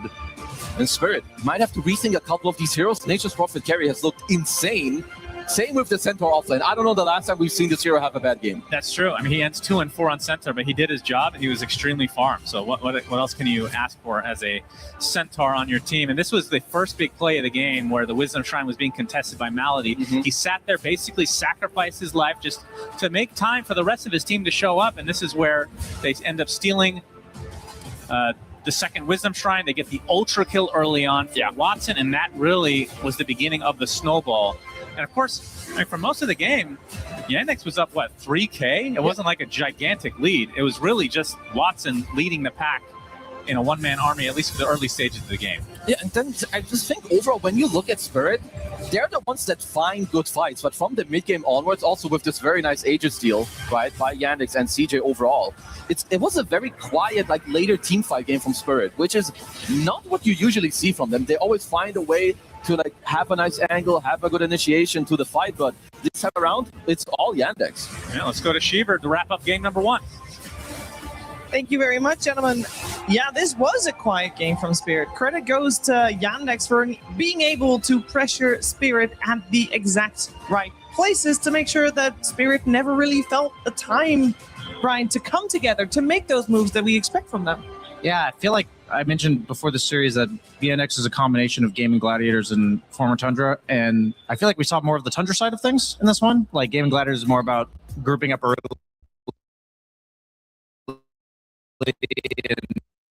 with that lead, but instead they got that early lead.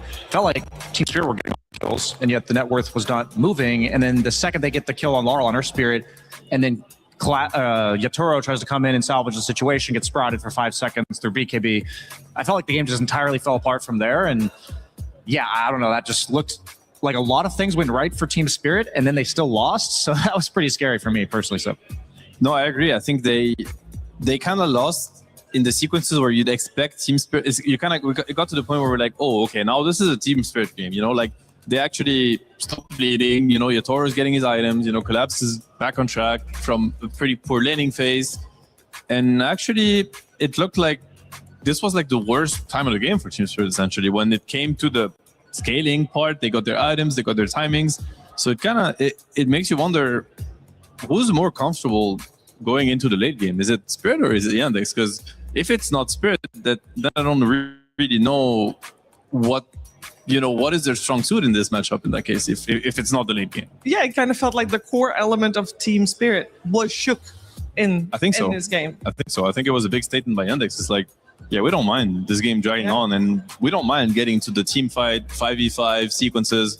We're more comfortable than you playing these sequences. So I think that was pretty scary. Faster as well. Yes. Yeah, I think the part for me that was the most surprising is when Yandex has done this so far, from what I've seen, it was always with Watson on a hyper late game carry, one that is meant to have a rough start or slower start, like Phantom Lancer, for instance. But seeing him on a tempo carry, be so high net worth, and then also still play comfortably for the late game, from an outside looking in, I don't see a weakness from Team Yandex. And like you said, if Team Spirit doesn't feel comfortable in the late game, it's a tall task to go into game 2 and strategize for that. Yeah, and we knew that Yandex was going to do fine on the net worth. That's what you get when you have a Nature's Prophet. You just get a little bit of that extra gold. So that part made sense. But the moves, Yandex was just able, I don't know, they were able to dodge, and they were able to, when they did make moves, those were the ones that ended up getting the advantage in the favor of Yandex, of course. Yeah, they have a really good understanding on when to strike and where to strike. Like all the moves landed pretty much. I mean, as we've said, they had a very quiet sequence post laning phase, pretty much, where they kind of let Team Spirit dictate the pace of the game. They were a little bit, getting picked off here and there. And it's meant to happen. In Team Spirit, they have a lot of catch heroes. Like you think of Hoodwink, you think of Earth Spirit, even the Tide with the Blink Shard. And eventually they got their timings. Like essentially, it was like BKB on Ember, Heart on Centaur, Aghanim's on Mirana. The Prophet was already pretty far ahead, and they clicked the smoke, and that smoke led to 3 kills, a tier 2 tower, 5 kills, like however, 5 key gold difference. Like all of a sudden, one smoke just turned the game around completely. And it's because they attacked the exact, the best area of the map. They found the key heroes. I think it was a little bit of a mistake also from Yatoro, to be honest, because he doesn't really have to go in. He decided to go in, got sprouted, and just like ended up dying when honestly it was his strongest timing in the game. So a little bit sloppy from Team Spirit in a sense. They had a really good early game in my opinion, and really good first like 25 to 30 minutes. There was also the Aegis snatch that we'll be rewatching. I think a big turnaround to the game also, because Team Spirit were in the driving seat and they did not get the Aegis, so they couldn't push the tempo even higher. Just a very well executed and a lot of clutches, all around from both teams, essentially. It really was. I think that Team Spirit have a really tough job ahead of them to try and figure out and pinpoint exactly what they can fix in the short 15 minutes. So definitely a tough ask. We're gonna, in the meantime, rewatch some of the moments that were so pivotal in this game. Seb, I believe we're going to start with the rune experience. Yeah, it was quite the experience for Team Spirit indeed.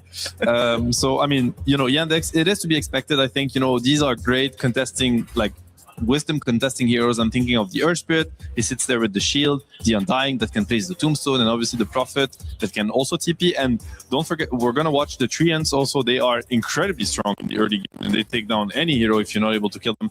So we'll see the Wisdom Rune is spawning. Sheer Jr. is looking at it. Madly is already there, and he understands that on Undying that they cannot take this fight. So he kind of sacrifices his life to give Watson a later entry. And, Team Spirit, they're trying to contest this rune, but they're tanking the full fire, like the shield, the fire shield from Ember the entire time. The Treants are going at it. The Undying did a lot of damage, obviously, with Decay, and he kind of prepared them.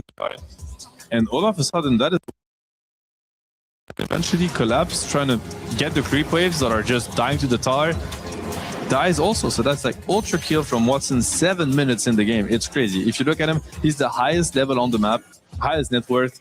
And this is exactly what you want as Nature Prophet. You accelerate to the point where you're almost unstoppable. I want to show you like a second clip, which is much later in the game, but I think to me, it was the pivotal moment of the game, which was Team Spirit really making a comeback on the back of some really clutch kills. They're getting the Aegis. It's a big issue for Yandex, I think, if they get the Aegis, because they can start grouping up, taking down tier 2 towers, maybe even attacking your base. And look at your Junior, telling Collapse, you have nothing on me. Like, I'm not impressed with your Aegis till I can do it as well as you. And honestly, this was just based off timings, because he has a remnant in the pit, but the arrow from Saxa has been shot way before, so he had no vision. This was just him basically counting down in his head, 3, 2, 1, Roche is dying, I'm going in, gets Aegis from them. And honestly, I think this is the kind of play that saved a game. And it just writes a completely different story. So props to him for showing that, I talked about, do they have the character to go for these plays and, clutch it against Spirit? Because we know Spirit do it. Well, the answer is just yes, I guess. Very poetic to have the Aegis stolen from Team Spirit, as it doesn't happen very often. Normally it's the other way around, but I think that's kind of the conclusion of this game, Brian. Did Yandex out-spirit Spirit? Yeah, I had to double check if Ember Remnant with Shard gives vision, because it was so perfectly timed from Chira. When I'm watching that, I do feel like to some degree they did out-spirit Team Spirit. One thing about Chira Jr. specifically, up until this tournament, I haven't gotten to watch him, so I think a lot of people at home are getting their first taste of this guy's clutch factor. He looked like he was being a little bit over-aggressive early, and maybe there were some nerves involved, maybe he was just pushing his limits, but he had a couple early deaths and did not get off. It's not like he popped off and then just was vibing throughout the entire game. This guy kept his composure in a high-stakes game, so you talk about the element of Team Spirit. I think the most important part of that is that the game does not go smoothly. Like, if Yandex just stomped this one, I don't think it would have really answered our concern, like if Team Spirit puts them to the test, but I think they got put to the test. And despite that, despite the ups and downs of the game, he still made that sick play. I mean, that is literally Spirit, but Yandex doing it. I'm like the biggest fan of this guy, Chira Jr. I have like a Discord log of, I won't mention the team, like a well-known coach that was asking me, they were looking for replacing their mid laner potentially. It's like, who do you think? And I'm like, there's this guy called Chira Jr. It's like 3 years ago. And I'm like, I think this guy is like one of the best mids in the world. I don't understand why he's just there playing pubs and not on, one of the best teams out there. I'm really happy to see him get the success he deserves. Incredibly good mechanically, but most importantly, there are a lot of good mechanical mid players. Yeah. I think his macro is just all of this work. Like, he has such a good understanding of Dota on what to do with his hero, what are his timings, how to fight, everything really. Like, I would compare him to Quinn in that sense, and Quinn has been, dominating the scene for a while now. And yeah, he's I guess his, spiritual son in a sense. Yeah. And he's doing very well. The question is, what is Spirit going to do? Is there a simple answer? I mean, win, hopefully for them, so that we can get a game 3, and for us in a sense, but they're going to have to step it up. I think they need to adjust the early game presence. I think against Yandex, they are that good that why give them a head start? Don't give them a head start. Just try to make it a little bit more even. I think when you draft yourself like a Tide Hunter, and you open with the Lord hero, like you just show it to Chira. So you're going to have 2 of your lanes that already are like on the back foot. I don't think it's ideal, especially when your last player is Yotoro. At the end of the day, he's going to be hitting some creeps. Like, he's there to carry the game. So maybe just try to get a little bit more tempo play so that you can answer like the Yandex early game presence. That would be my bet, but I don't know. What do you think? Yeah, I mean, if we're talking about picking your poison heroes that you kind of know are coming and you're going to need to know what to do with it, the Centaur has been by far the most standout hero for me throughout the entire tournament. And in the hands of DM, it's looked insanely powerful. And on paper, I'm like, oh, Kez Witch Doctor, that's going to own Centaur. And DM was like number 1, number 2 net worth. Other than the ultra kill from Watson, he was up there and number 1 on the CS. And I'm like, if you can't beat this with a pre-planned strategy that on paper should, that's what I would remove personally. Yeah, there's a lot of routes Team Spirit can think about, and they have a little bit time left to think about it. Very curious to see where they will take it. Before we get to that second game, though, we're going to check in with a couple of other members of our broadcast team. For example, our commentary duo.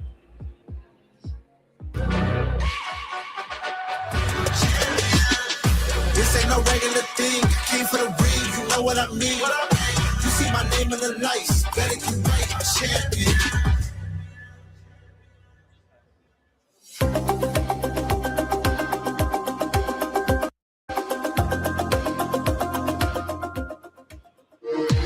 We were there for every click, every clutch, every respawn. We were there for the years of grind, and we're here. Now, the proud founding partner of EWC, powering the biggest event in gaming, shoulder to shoulder with the world's best, making history. Greatness deserves a stage. Lenovo Legion, reach your impossible.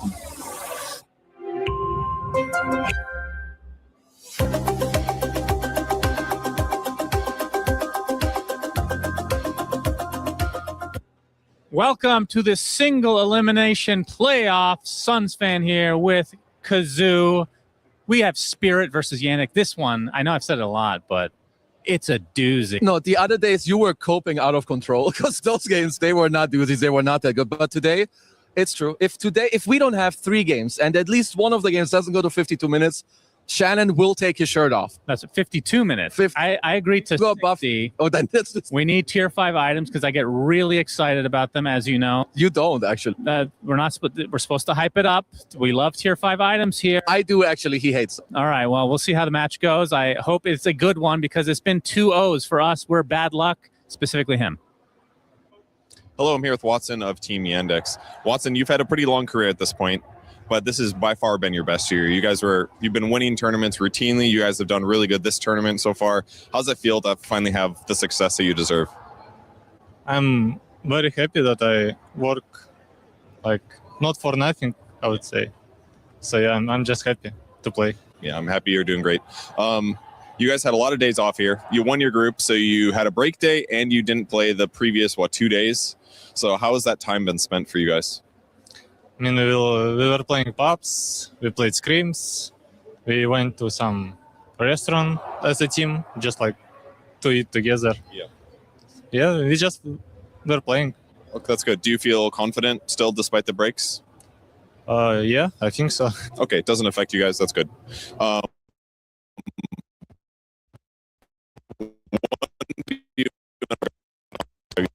Yesterday, big surprises. I feel like you guys are the best team left in the tournament. Do you think your chances are really good for going far? Maybe. I don't know. Depends on the games? Yeah. We will try to show good Dota. Okay, that's what we hope to. Well, thank you for joining me and good luck in your matches. Thank you.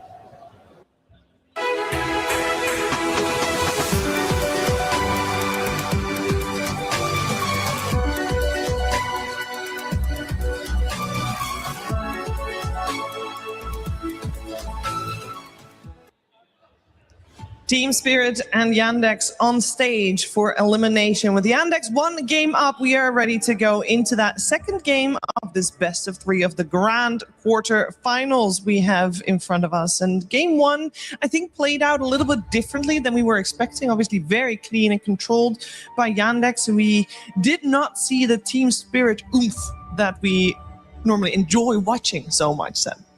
I mean, it felt like we were gonna get it at some point, they had a really rough start to the game, and I think their heroes it was unavoidable in a sense, but then they brought it back. Lots of cool sequences. I think Not Me played again exceptional. I think he really carried them in the early game. He won his lane, made some really cool rotations, turned the mid matchup essentially. He had a great hoodwink, but when it came to really cementing that lead, getting the Aegis and transitioning into mid-game domination. Well, a couple very clutch moments from the Yandex players really just stopped that train, and then the game was more even, and when it was their time to strike, they nailed it.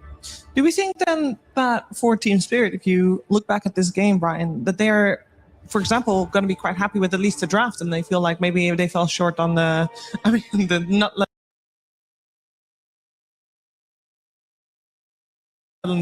ages get stolen, or the sequences that Seb's talking about? I never like to just chop it up to the draft. I think a lot of times that can be very dismissive of the intricacy of the game. But also at the same time, if you're getting a double kill on Tide Hoodwink at minute 3 or 4, and then 3 minutes later, Watson's 3 levels ahead and double your net worth, I feel mentally wrong if you're picking your offlaner last, and like you said, it's nature's profit on dying. Is there a single offlaner in the game that you're like, I'm excited to pick this? As a fellow offlaner, I'm telling you, the jungle. is what you're excited about when you have to face that lane. You're super excited about the jungle and the stacks. Heck, I love the jungle camps. The recovering on the side there. Those are those have been legendary for offlane. Nothing. Prophet has been banned. Collapse Yeah, is like, First yes, Phase that was it, guys. I don't want to see this hero ever again on my screen. Thank you very much. Yeah, I will tell you the other first phase ban. So we have actually got the teams on the same sides, but the pick order got reversed. So other heroes that are left in the pool that we did see first phase ban previously was the Snapfire and the Invoker. So those are interesting to note. And the Lone Druid also still in. It is a hero that Yandex has routinely left in and also has routinely beaten. Yeah, I mean, I think to me, the adjustment, like the Team Spirit last game, they opened with the Lord hero. I mean, they kind of kept us guessing, and to be fair, maybe they didn't, but Yandex were banning, like mid heroes. So we thought maybe they have an insider information and it could be a collapsed Earth Spirit. I don't know if that was the case or not. Either way, if it was not a flex and if it was like just straight up Lord Earth Spirit mid, I don't think I'm the biggest fan of that approach for Spirit. I think when you play versus, like, the more teams are going to face Yandex, probably they will realize that, I think Shiro Jr., like, you can't just give him a free game or a really good matchup, whether it's his 1v1 mid or enemy supports, and he's picking up the runes and he's creating pressure and opening up the map. Like, again, I'm comparing it to Quinn because people are very familiar with Quinn's play style. He's dominated the scene for a couple seasons with Gaming Gladiator, and it was all about enabling his side laners, enabling Duracho, enabling Ace. It's pretty much the same here with Shira, and I think either you pick something like that no matter what, you will crush the lane, because I don't think Snap has bad matchups, or you need to protect Lars, matchup a little bit more in the draft.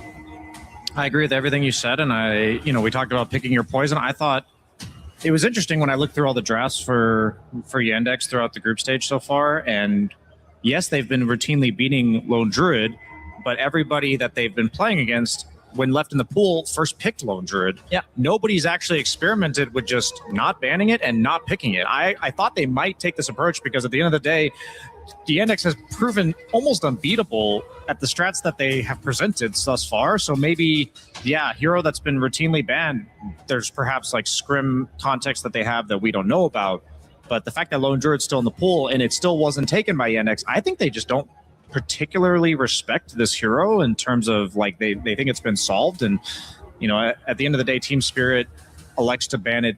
I think the Alacrity Bear would have been absolutely terrifying, but we saw this happen at Dream League, which was the first tier 1 event that Snapfire became meta, where she was used as a Huskar, pseudo Huskar, in terms of dominating the melee heroes, and then people were picking like Invoker, Tinker, Zeus, like backline spellcasters that trade about evenly with Snapfire, and then later on in the game outscale her. So you mentioned the flex potential that you wish they had in game 1 with the Earth Spirit on the side of Team Spirit. I'm hoping that they're worth considering the Snapfire being flexed to something else and not just slamming it for Laurel here. Yeah, no, it's very much a possibility. I do think that in this matchup against Invoker, like, Snap will have the upper hand anyway. It's just it turns at a certain point. I think once Invoker starts getting levels, maybe level 7, level 8, this is when the Snap is not really as free. Like, you have to worry, maybe save Cookie, because like the way Snap dominate lane is by being able to spam both spells. It's like you Cookie on top of the other hero, you click your Scatterblast, thank you, and then it's just an overwhelming amount of damage. You clear the creep waves, like you just basically cruise through the mid lane. But against Invoker, I think it's pretty scary, because if your Cookie's on cold down, all of a sudden Cold Snap goes like the wall, any support that comes in, Snap's just gonna die. So I like this adaptation, like this answer from Yandex against Snap. I think it's gonna make Lar second guess how aggressive he wants to play, because this is a hero that can punish Snapfire very easily with a little bit help from Saxa or Melody. Yeah, I think Yandex's approach to drafting is so interesting, because I think most of the time this would be a Snapfire mid for Laurel, and just like last game we saw the Earth Spear come out and they last round banned mid laners instead, saying like if you leave Earth Spear mid,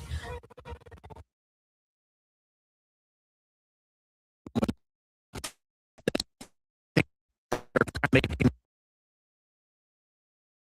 statement by banning Puck and saying, if you leave Snapfire mid, we're perfectly happy with that. This is the one mid laner we think outscales Invoker, we're going to remove it. Exactly. Yeah, and it's also maybe related to the supports that they want to pick, because usually puck you care about puck only if it's the freest puck game. I think especially now where the hero has like a pretty bad win rate, it hasn't really looked very strong unless it's just so good that it's completely uncontested. That they go back for the Centaur. This is one of their trademark. And it's their way of drafting. Like, they make a lot of space for Watson unless he already know which hero he wants. I mean, last game, to be fair, even though Prophet was first picked, we talked about how it was being flexed until the very last pick. And they ended up picking Mirana for Saxa and decided, because Watson was probably like, yeah, I like Prophet position 1 this game, so give it to me.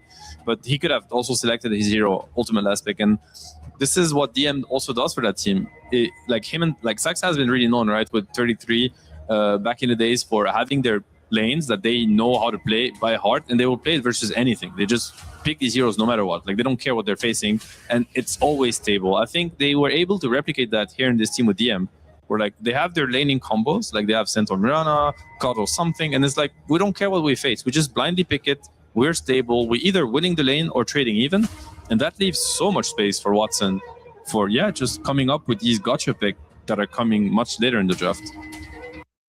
We've seen Pangolier yesterday in the hands of Collapse, and the day before that in the hands of Mid-One on this stream. And the hero has looked very good and very impactful. And Collapse on it, of course, yesterday as well, dominating streak at some point too. And it was against Invoker also. Yeah. It was against Liquid. They first picked Invoker, and Spirit instantly responded with the Pango. So yeah, they're doing it again. They won that game also. So and more flex potential coming out again.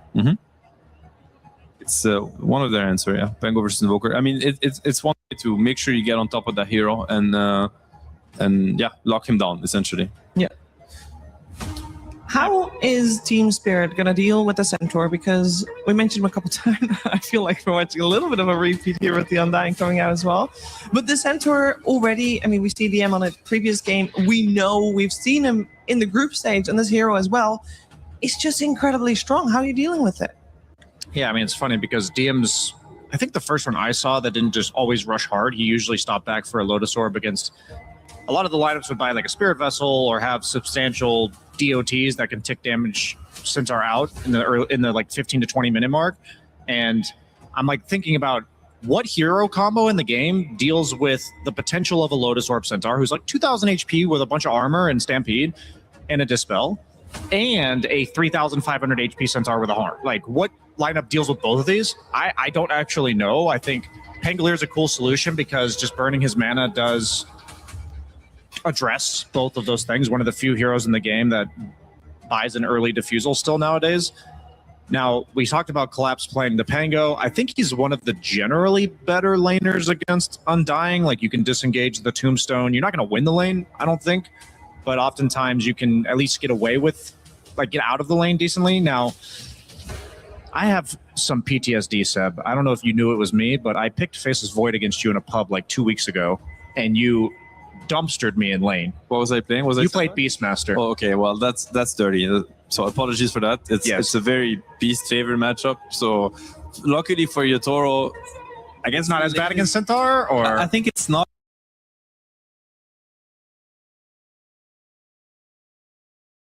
Amazing. I mean, okay, let's put it this way. Against some center lane, I think when the center lane has kill potential, let's say I'm thinking Centaur Lion, Centaur Rasta, these kind of lanes that are going to lock the Void down and make sure he doesn't get his time dilation off, it can be very good because Centaur obviously has an overwhelming amount of damage on the lane, especially if he's allowed to go stun and double edge. We've seen it yesterday, like where they would get 2 points in double edge, and that's like 700 damage or something when they double edge into stun into double edge again. I don't think it's the case with techies. I think if Team Spirit is ready and either they have a good ward or the position 5 is keeping track of the suicide, like the blast off possibility from techies, I think Yotoro's just gonna do okay on this lane. He's maybe gonna lose a little bit on last hits just because Centaur is, it's just Dota for dummies. Like, the hero has insane base damage, insane HP regen, great attack animation. It's just hard to contest.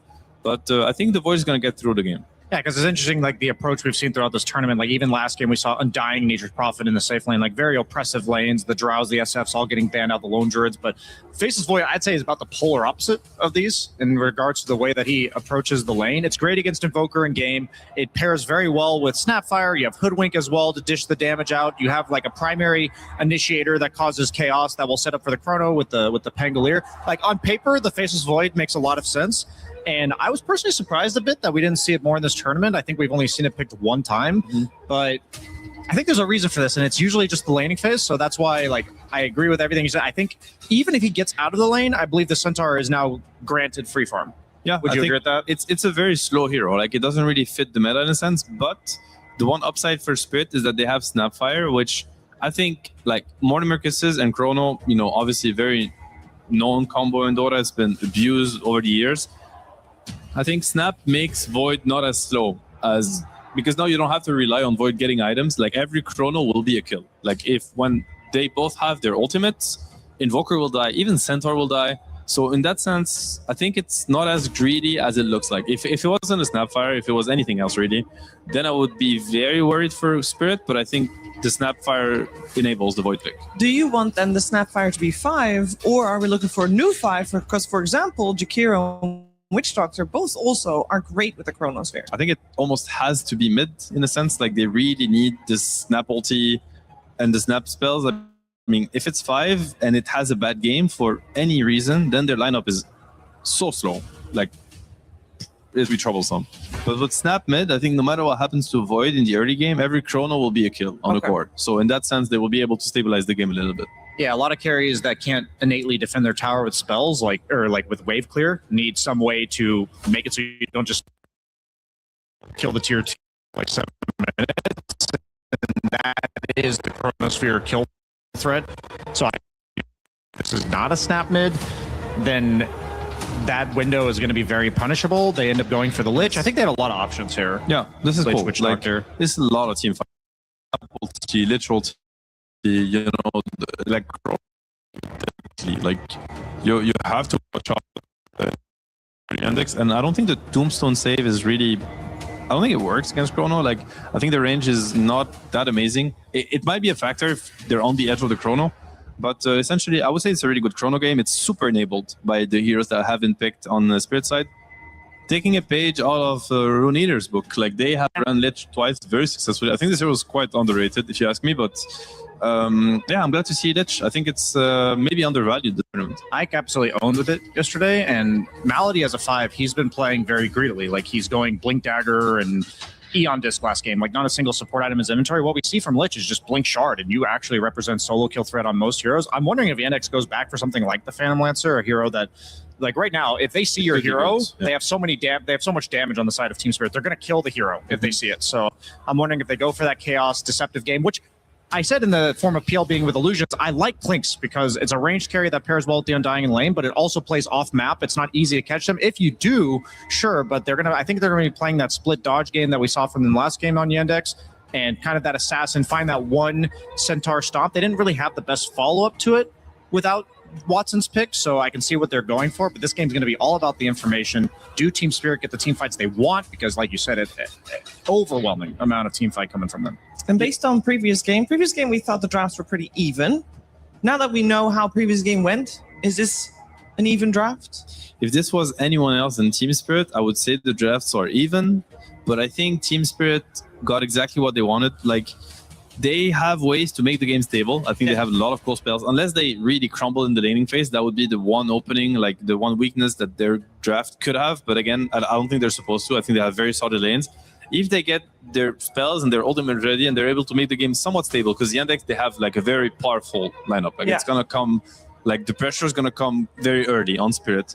But they are the best team in the world at weathering the storm, getting to their timings. I don't think we're gonna see them get picked off around the map to some Invoker clinks. Like they're very disciplined. They're gonna place the proper wards, the proper sentries, wait patiently for a good Chrono, and eventually it's going to be the Yotaro show, because I think at this point there's a moment in this game where it's just going to be a unstoppable Faceless Void. I don't know if you'd agree with that, but I feel like if you get 6 slaughtered or something, it's just over. This Void is just going to kill everything. Well, we're going to find out what's going to happen here as we are ready for game number 2 and see if the defending champions will continue here at EWC for a game 3 or if Yandex will take this one 2-0. We're heading over to Sunsfan and Kezu. Thank you, Shiver. As we get into game number 2 here very shortly between Spirit and Yandex. Sunsfan with Kezu. We have a very important question before the game can go live. Yeah. How many different hairdos has Yatoro had throughout his career? He's had quite a few, but let's check into the super search of our Lenovo Legion, of course, which when I type it in here, how many hairstyles Yatoro Dota 2? We're at 7. He's had blue, blonde, brown, bald, red, and silver. Silver, that's a color. That is a color here It's at not EWC. gray, it's no, silver. it was silver. It's okay, let's get into the game here. What's wrong with this guy? Silver. As game number 1, of course, went to Yandex, and Spirit need to win this to stay alive to force a game number 3. Do you think they will do it with this draft? Ooh, this is it's a tough one. I do like what Spirit have, and I gotta hope that they will push us to a game 3. First of all, I want to be selfish. I want to see more. We've only seen 2-0s. I don't want to see 2-0s games that we cast. You're cursed. And second of all, be quiet. I'm talking. Okay. Yatoro faces what he hasn't played it for 2 months. He's been waiting. He's been practicing with the anime arc, and you only bust this shit out in the last moment. They don't see it coming. You're down 0-1. You get 3 bounty rules. Boom, baby. You pick Faceless Void. You buy a Battle Fury, which he has queued up right now, and you slap him in the head. Okay, well, if they can hang on long enough, it'll get some good farm eventually, but is there too much pace on Yandex's side? I mean, Seb brings up a good point. If they didn't have Chrono with the Snapfire ult, with Chain Frost, this would be way too slow over here on this meta, it feels like. Now, the good thing with Void is there's 2 things. First of all, he has a lot of backup, you know, when it comes to smaller spells and also skirmishes. You have great teamfight with the Pango. You have 2 great supports, and most importantly, the Snapfire. And secondary, maybe a First Blood. And he's going to time walk in to try to take out Soxa. The Hoof Stomp being faked out. He's going to use it onto the Lich instead. Soxa is fine under the Tier 1 tower. So no First Blood quite yet. I mean, that would be shocking if a Void gets a First Blood in But there was still very good pressure, but he did lose a couple of CS in the tower. I believe at least 2. But yeah, so the other point of Void, it's a very good time dilation game. Especially against Invoker. If you get a couple of levels later, you can also counterplay without the Chrono. But one of the many good things that Yandex has for themselves is, first of all, pace. You have Klings who can play very quickly. You have very good Sunstrike setups as well with the Hoof Stomp and also potentially, you know, with the Techies. But on top of that, they have insane Roche capabilities. You have Klings and Undying again. And one of the biggest counters to Void, of course, is the Aegis against the Chrono. Yeah, very true. Let's collapse. Hoping for a better start to this game. He already is level 2, so that's already better than last game on that Titan. Yeah. Very struggle bus city for him. Is that a thing, struggle bus city? It is now. Okay, we'll just go Never with heard you use it, but you made me chuckle, so that counts as a W. And Laurel, the Snapfire, this is what I'm most interested in. How this is not a hero that we get to see all too often in the mid lane. How does it go against Invoker? How does it go with the game outside of the Chronosphere? You definitely win this lane. You used to win it even harder when your innate worked on denies, which now it doesn't. But you still win this lane. Obviously, Invoker doesn't interact with you all that much, like when you make early moves. Invoker is greedy. So Snapfire and Laurel is going to be up to a great start. And also, it was banned, actually, in Game 1 against Spirit. So this time around, they did get their hands on it. And I would expect Laurel to have a very explosive early game. Yeah, off to a pretty good start. 13-3 CS versus the 10-1 of Chira. You talked about the Sunstrike capabilities, or the setups rather, with the Blast Off, with the Hoof Stomp. Is that enough to? I mean, it's not like you have a Chrono into. Yeah, that would have been pretty nice. Would have been pretty sick. I mean, the thing, so they have okay setup, and also like the thing is, this is CJ's absolute best heroes. Like when this guy showed up in pubs, it was Pango, Puck, and his Invoker. So giving this hero up in an elimination game, and when you're down 1 game against them, is definitely a little bit, you know, of a bold statement. But they did find a couple of good answers. Pango, Snap, and Void, I would all consider them to be good.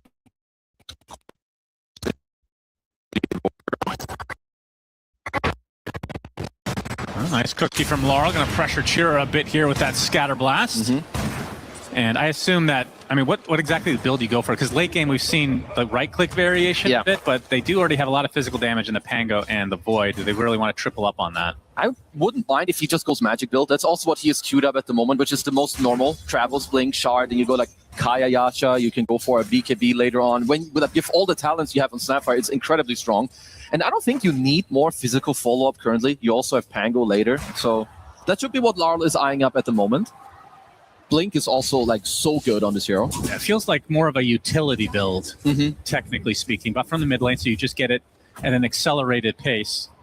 As Collapse able to delete a courier for the time being. Malady, again, playing the Undying, he was 1-10 in that game, but he played well. He played absolutely out of control. Sunstrike will hit Collapse, and that is going to be first blood for Chira, who denies a Water Rune and gets another. So off to a pretty damn good start for him. Yeah, very big sequence for him. And maybe even while, he's walking around to get the Water Rune, maybe Larl doesn't have like full vision of CJ, because usually when you play these matchups, you are yelling, Sunstrike, Sunstrike, in that moment. So because you just see Collapse, he's walking straight, one line, nothing's happening. So CJ finding a perfect moment. So what you're saying is Larl's fault for not saying it. He definitely could have made a difference. But maybe he didn't see him, or maybe he said it and the reaction time wasn't great. Yeah, maybe it's Collapse's fault. This guy sucks, doesn't he? Time dilation onto 2 here.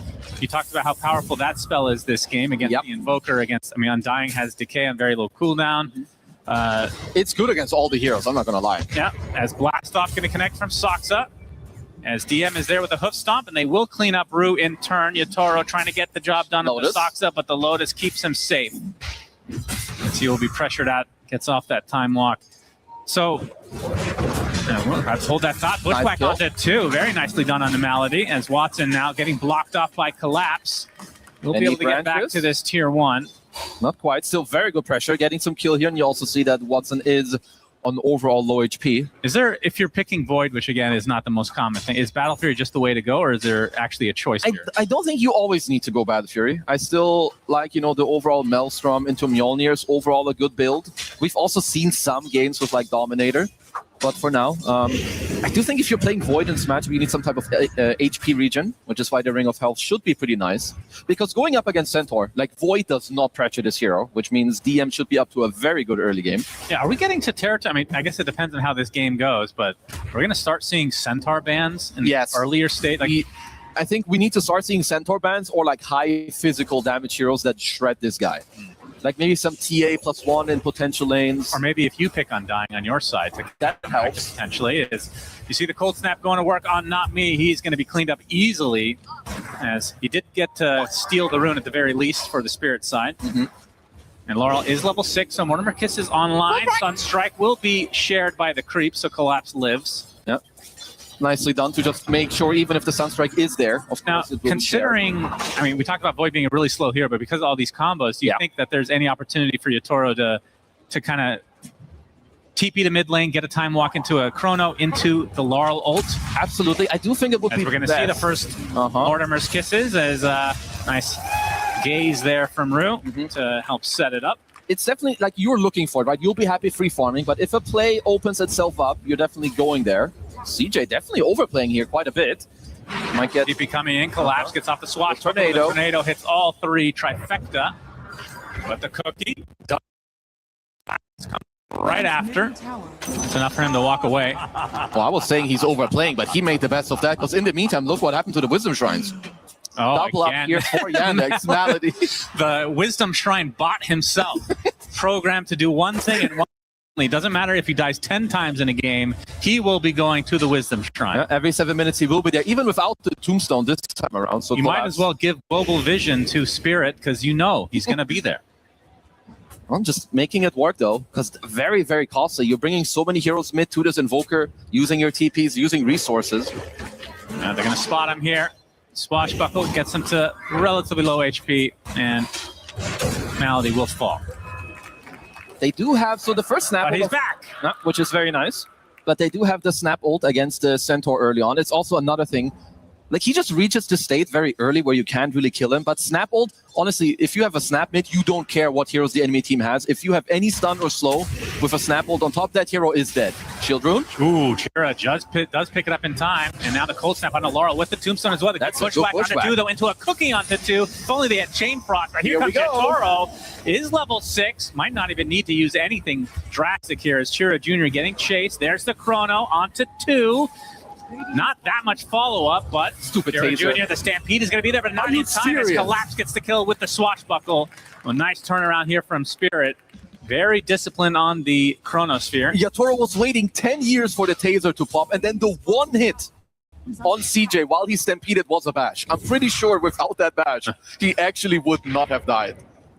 This is why you pseudo-random for the win. Yeah, sure. When you're Yatoro, Team Spirit, and down one game at EWC, you prime that shit. Yeah, let's see this replay here. Yep, it is a nice rotation, but now watch this. Yeah, He's just disarm. waiting forever for the taser to dodge the disarm there. And now watch the bash. Come on, what am I watching? Genius. Not Genius, bad. Void. Very genius. As Yandex not in the same position. 1 to 2K lead at this point, and start to snowball it just slightly. They did have an ultra kill on Watson minute 7. Yeah, that does help. Watson only 0-0 at this point, so not the same impact. Not used to seeing Saksa play techies. Yeah, not really. I wonder kind of what prompted that, like early on in the draft, as we can see a lot of heroes here in the safe lane. And it is nice if you can do this to Centaur, where you pressure him a little bit. Obviously, he can still pull some creep waves around and whatnot, but getting some aggressive moves without needing to use the Snap Ult, it still means that everyone else has to be in danger and at least be threatening and respecting it. As Larl unlocks a little Shredder level against his stupid Tombstone from Malady. True. A nice little counter for them as the game progresses. Toro has the Perseverance now. Been left to his own devices for the most part, outside of that one gank in the mid lane. It's not. But then again, so has DM. And that's exactly what Centaur exists to do in this current meta. I guess like that is one way to go about it. Like, it is not easy to pressure Centaur, but if you can make sure that you have like this ultra carry matchup, which Void generally is, right? So if you're trading farm or maybe losing slightly, it's okay because you have the Void matchup. We can see here that Watson is looking for a move. I don't know if the scan clipped him earlier, but obviously if the fight breaks out in 10 seconds they have Chrono. So if you don't burst him, there's a lot of counterplay available. Chain Frost also up. Wrapping around. Toro seems to be somewhat aware of this possibility. Watson shows himself, goes for the courier, but he's going to get greeted by a couple of members on the high ground. Gets up a decent amount of damage onto Laurel. They get the connection onto Yatoro, and he gets bursted to the ground. Mortimer's Kisses comes out, though, as Watson just going to be buried underneath the blue fire. As a Chain Frost doing work as well. Not me with the sharpshooter to finish the job onto the Centaur. So a 3 for 2 in favor of Spirit. They could not have asked for a better start to that fight, as Malady wants to keep it going for now. Like, killing Yatoro's Void from full 2-0 with a beautiful blast off. There's so much damage in these 3 supports on the Spirit side. I call them 3 supports. It's a mid-Snapfire. In a way. Yeah, but he does play more to, help your team out. Because this looks like a disaster. That Watson goes up the high ground into like 2 supports, but this Chain Frost went ultra ham. 3,000 damage from Ru in this fight with the Snap Ult. It's literally 1 support and the mid just killing everybody. Yeah. Yeah, very nice cleanup there for Spear. Wonder if DM, because currently he has the hard queued up, and we see some deviation, early Lotus or maybe a hard is ultra giga against this Team Spirit lineup. Could help you to survive, the Chrono Chain Frost combo. And also the Chrono Kisses, as we have ultra stacks here in the Radiant Triangle. Looks like he's opting for Heart first, actually. Yeah, I wonder if he will change that around. If you go Heart, do you even go Pipe after? I feel like I never see that. No, because you can also go, you can go Ring of Tarask and then still decide which one do you turn it into. If you're buying Pipe, it's definitely early, because then you would use it to kind of over push into these fights, but it could just be, we've seen it in some of the other games, people decide to go for like the more scaling stuff for themselves and just push it through, go for the late game, scale it up, get fat on all of them. It's kind of what they did last game too. They didn't really fight that much into Spirit. Yeah. They were just happy farming. Melody's going to go for some stacks here. Watson, in the meantime, on the Clinks. About to finish, well, not actually about, 1,300 away from finishing the Desolator. And for his counterpart in Yatoro is a broadsword essentially away from finishing the Battle Fury, which means he can actually start farming at that point, because right now it's quite pitiful. He's quite happy. Or most cores are fairly happy with how the game is going, even Collapse, you know, being down on the net worth, does have a diffusal blade. But CJ is whittling down this mid-tier 1 tower over and over. Speaking of heroes to steal Aegises, I'd say Pango's right up there. Probably like top 3 even, right? You can always go in, you're super mobile, you've got the Rolling Thunder to back it up, and you're stunning everyone who's not BKB'd. Spirit with the smoke. Oh, Chira Jr. takes the time dilation and the Chrono. Mortimer's not even needed, really. Easy pick off for Spirit, and it's a big kill. Nope, that was 4 ults down the drain. Let's see if Yannick can turn it into something. At least CJ, while being dead, gets to play the Force Spirits. Saksa blast off with the mines. That's a lot of damage. Not quite enough to get the kill, though. Not me. Going to try to turn it around to Saksa instead. Scatter blast, but the Stampede to keep him safe. Wait, where's Malady? Yeah, he's not here. Malady? He gave the program to Watson's computer for this Wisdom Shrine. Inserted virus, and Watson loses control of mouse and heads towards the Wisdom Shrine randomly. Interesting. Does get it. And CJ, while he was dead, took the enemy Meteor 1 tower and denied an Arcane Rune with the Forge Bird. So it's important that while you're dead, don't tab out, don't walk off the stage. Stay up there, control your forges. Little tip for all of you guys at home, stop tabbing out for the YouTubes and the Spotify songs. Stay locked in. I bet a lot of people do that. Oh, they do that. Very sad times we live in. A lot of brain rot going on start here. Start scrolling your TikTok. Yeah, listen to us instead. Definitely no brain rot in us. Yatoro spotted. Cold snap into the tornado. They have the stun connection. Do they have the damage? Absolutely, with a Meteor Hammer finishing the job. Chiro Jr. gets a little bit of revenge after that Chrono kill. Great move and nice smoke. Like just including your Invoker there, because you don't have any real like instant stun. It was a cold snap into tornado to set up all this follow stun. Getting a kill on Yatoro into bot tier 1 as Malady finds himself in gets a tower defense. Yeah, that's a big juicy zombie. We'll defend it successfully. And man, he goes for shard every game on this here. It's really interesting. I like it. I don't see this on anyone else. Right? So Kateomi did it the other day as well, and I like it in these drafts because I think, first of all, you're kind of hard to kill, so you're walking in first, and eventually people kind of ignore you or they want to kill the Tombstone. It just gives you like something else to play for, and just dodging like a Chain Frost or like some Snap Kisses can be insanely good. So might need Laurel to, be within the fight and kill the Tombstone. Do you think he'll go for like an Aether Lens for the Chrono saves potentially? I don't know. Probably not. I think at least for now his... Okay, he'll put down the Tombstone. Not he gets...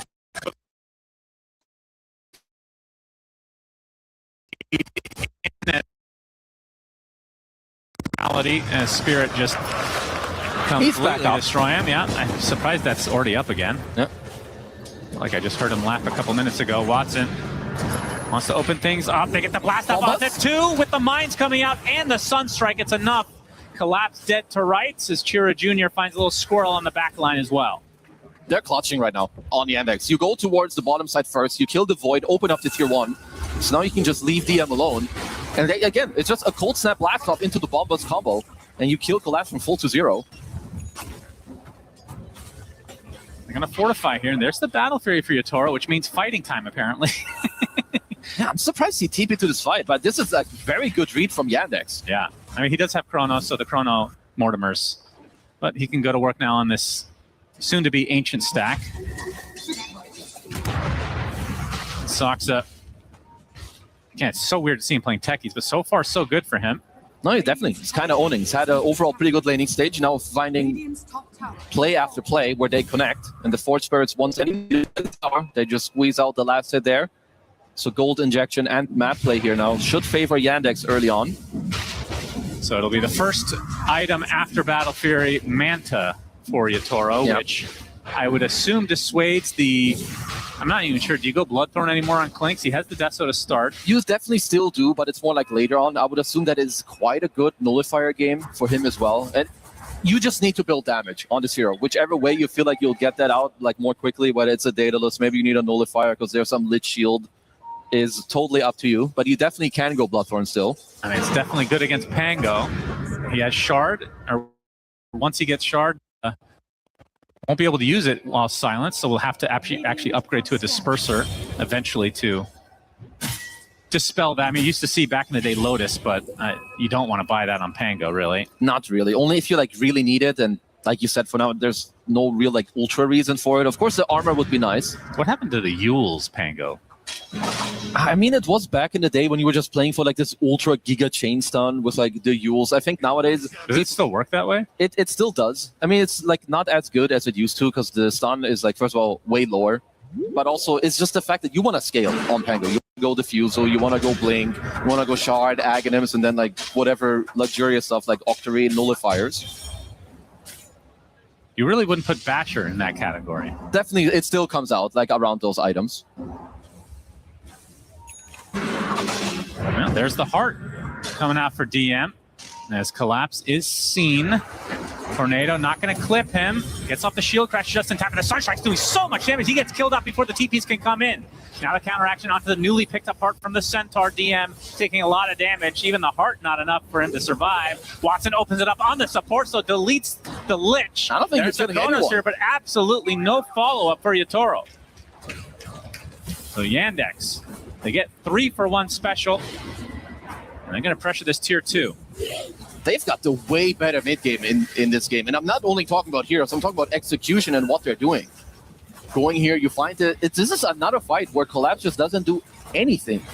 Watson finds a clean engage, and then Yatoro kind of wishful thinking there to go for a turnaround play with the Chrono.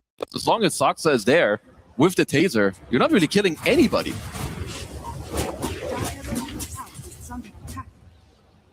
The Yandex now with a 6K lead feels eerily similar to last game. And I mean, it feels like a lot of their games, actually, where it's kind of close and then one fight just puts them ahead. And the question is, can Spirit fight back and try to equalize, especially with Roche now on the menu potentially, along with the Tormentor? They definitely still can, but the problem is that most of their kills will come out from, well, first of all, you need to roll. Like, if Collapse has 3 fights in a row where he's not getting off any spells, they are in big trouble because you need the team fight. Yatoro needs time in these fights to deal damage and to look for the right chrono. Because with how the game is going now, you know, Yandex, you've got Desolator up, you have Medallion. It's very easy for you to take the Roche. You know, it's 20 minutes. It's super easy. You've got the Zombie as well. It's currently setting up a Tormentor play. But Saksa is kind of intercepting this one. One runs right into Laurel. Gets off the sticky bomb, but that's all he's going to get off. 30 seconds, no techies, but Tormentor already going away, and that's a free shard for DM. That is this feels big. So good. He's not top net worth. Like, the thing with Centaurs already, and I feel like a broken record, because this hero is nearly top net worth every game. You get that once you get the heart, it's very difficult to kill you.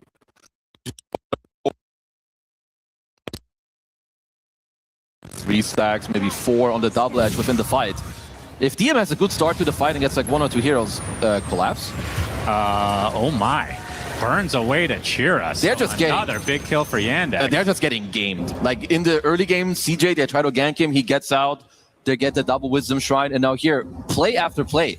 This is an Exort Invoker that's setting up plays and getting solo kills this early on. It's not really something you expect. Yandex just having terrific performance. It just took the Meteor to burn him out. That was an insane angle on the Death Blast because you didn't want to push him straight down. He needed to push him diagonally with the Meteor, and he did. I mean, just showcasing why this guy, he's kind of a goat on Invoker. Yeah, this going to spell trouble for Spirit because Yatoro's not even close to being online. Really, I mean, when would you consider this hero to be online? A 3rd item after this Manta?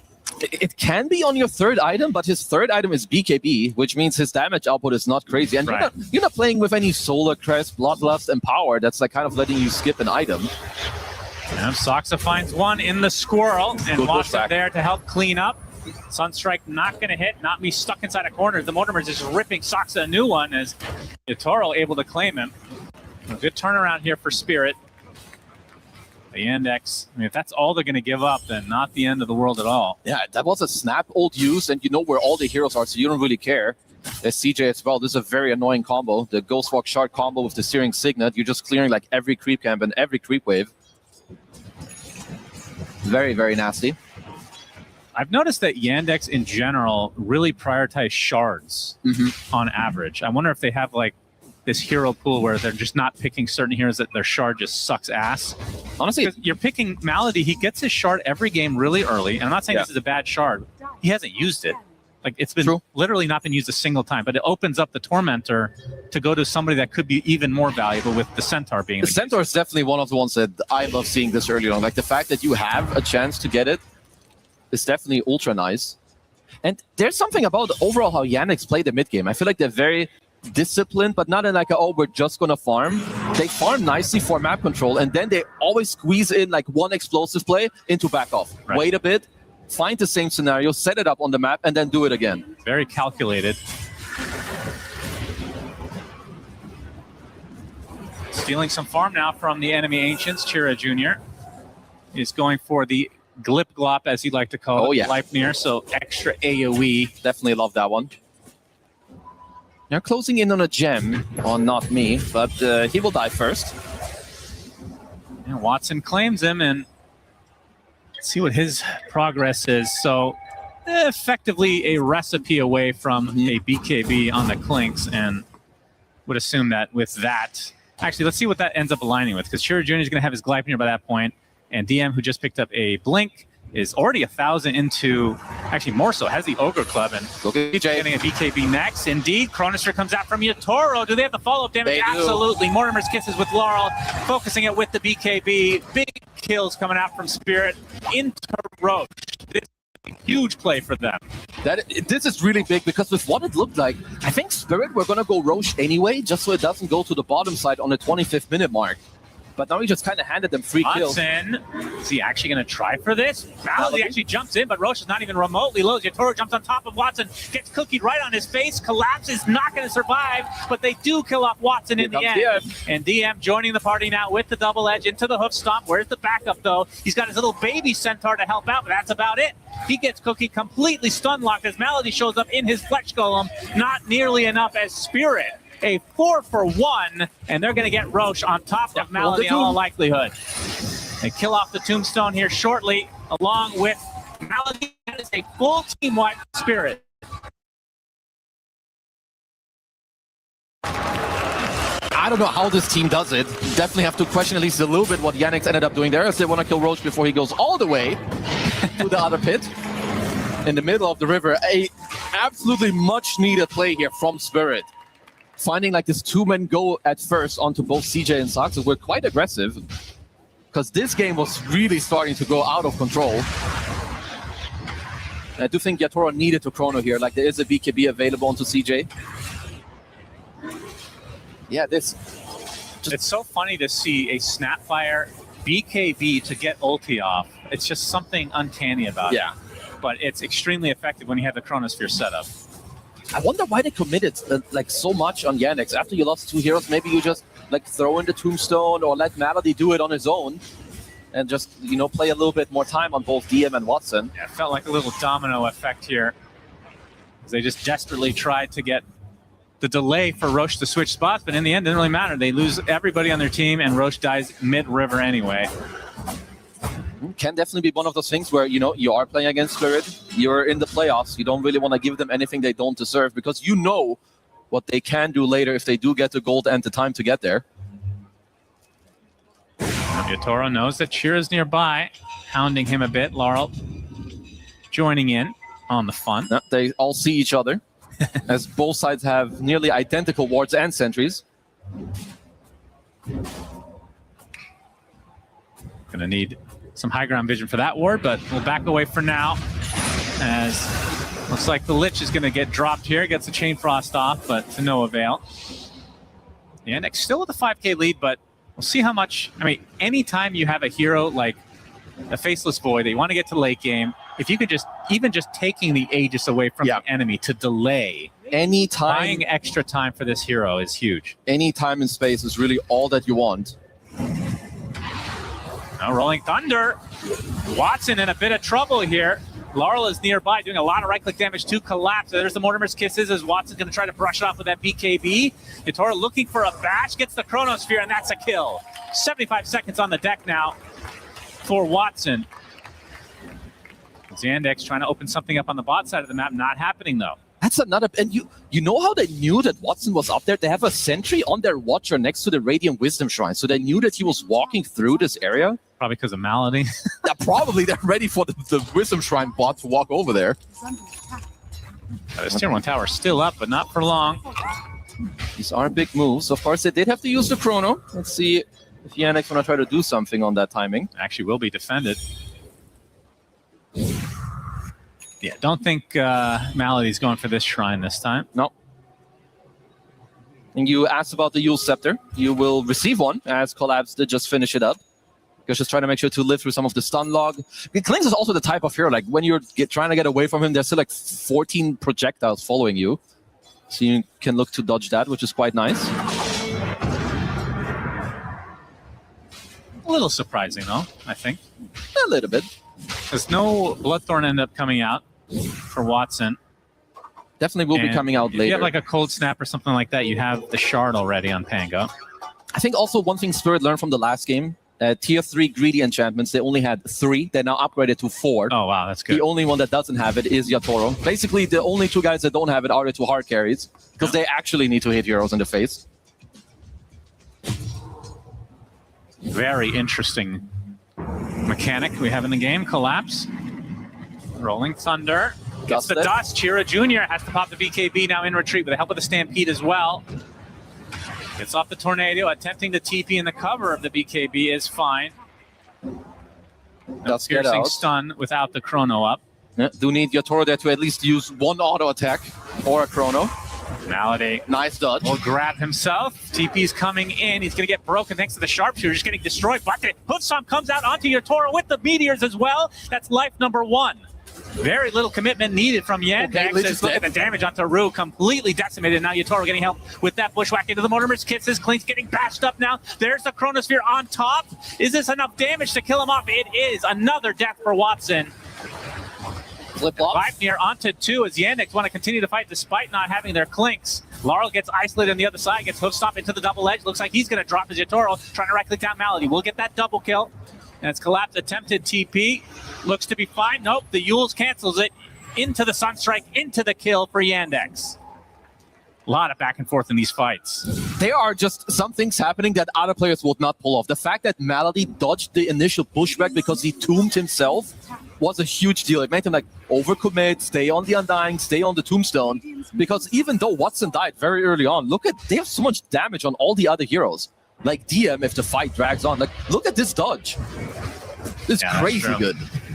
It gives them time to like come over with the rest. Because even here, he stays alive, eats a Lotus, has the Soul Rip, and they just get 1 full life for free out of Yatoro. And Watson cleans up the Lich very easily, but another death for the Klinks, a bit costly for him specifically, but Yannick still win this fight, I would think, overall, at least a little bit. Still relatively even. Like, also making sure that it's not just all on the Klinks, you're getting more gold, more XP on your Invoker, on your Centaur, so they can start being annoying, make it a little bit, harder for Yatoro to play around these fights. We see again Saxa using the Yules, easy setup there on CJ, who is, of course, locked in here on his Invoker. He's been owning. Yeah, they are large and in charge on some of their heroes. Level 20 talents up on the Invoker and on the Centaur. 4,400 HP even without using a single double edge here. So can easily reach the 5, 6, 7k HP on the Centaur.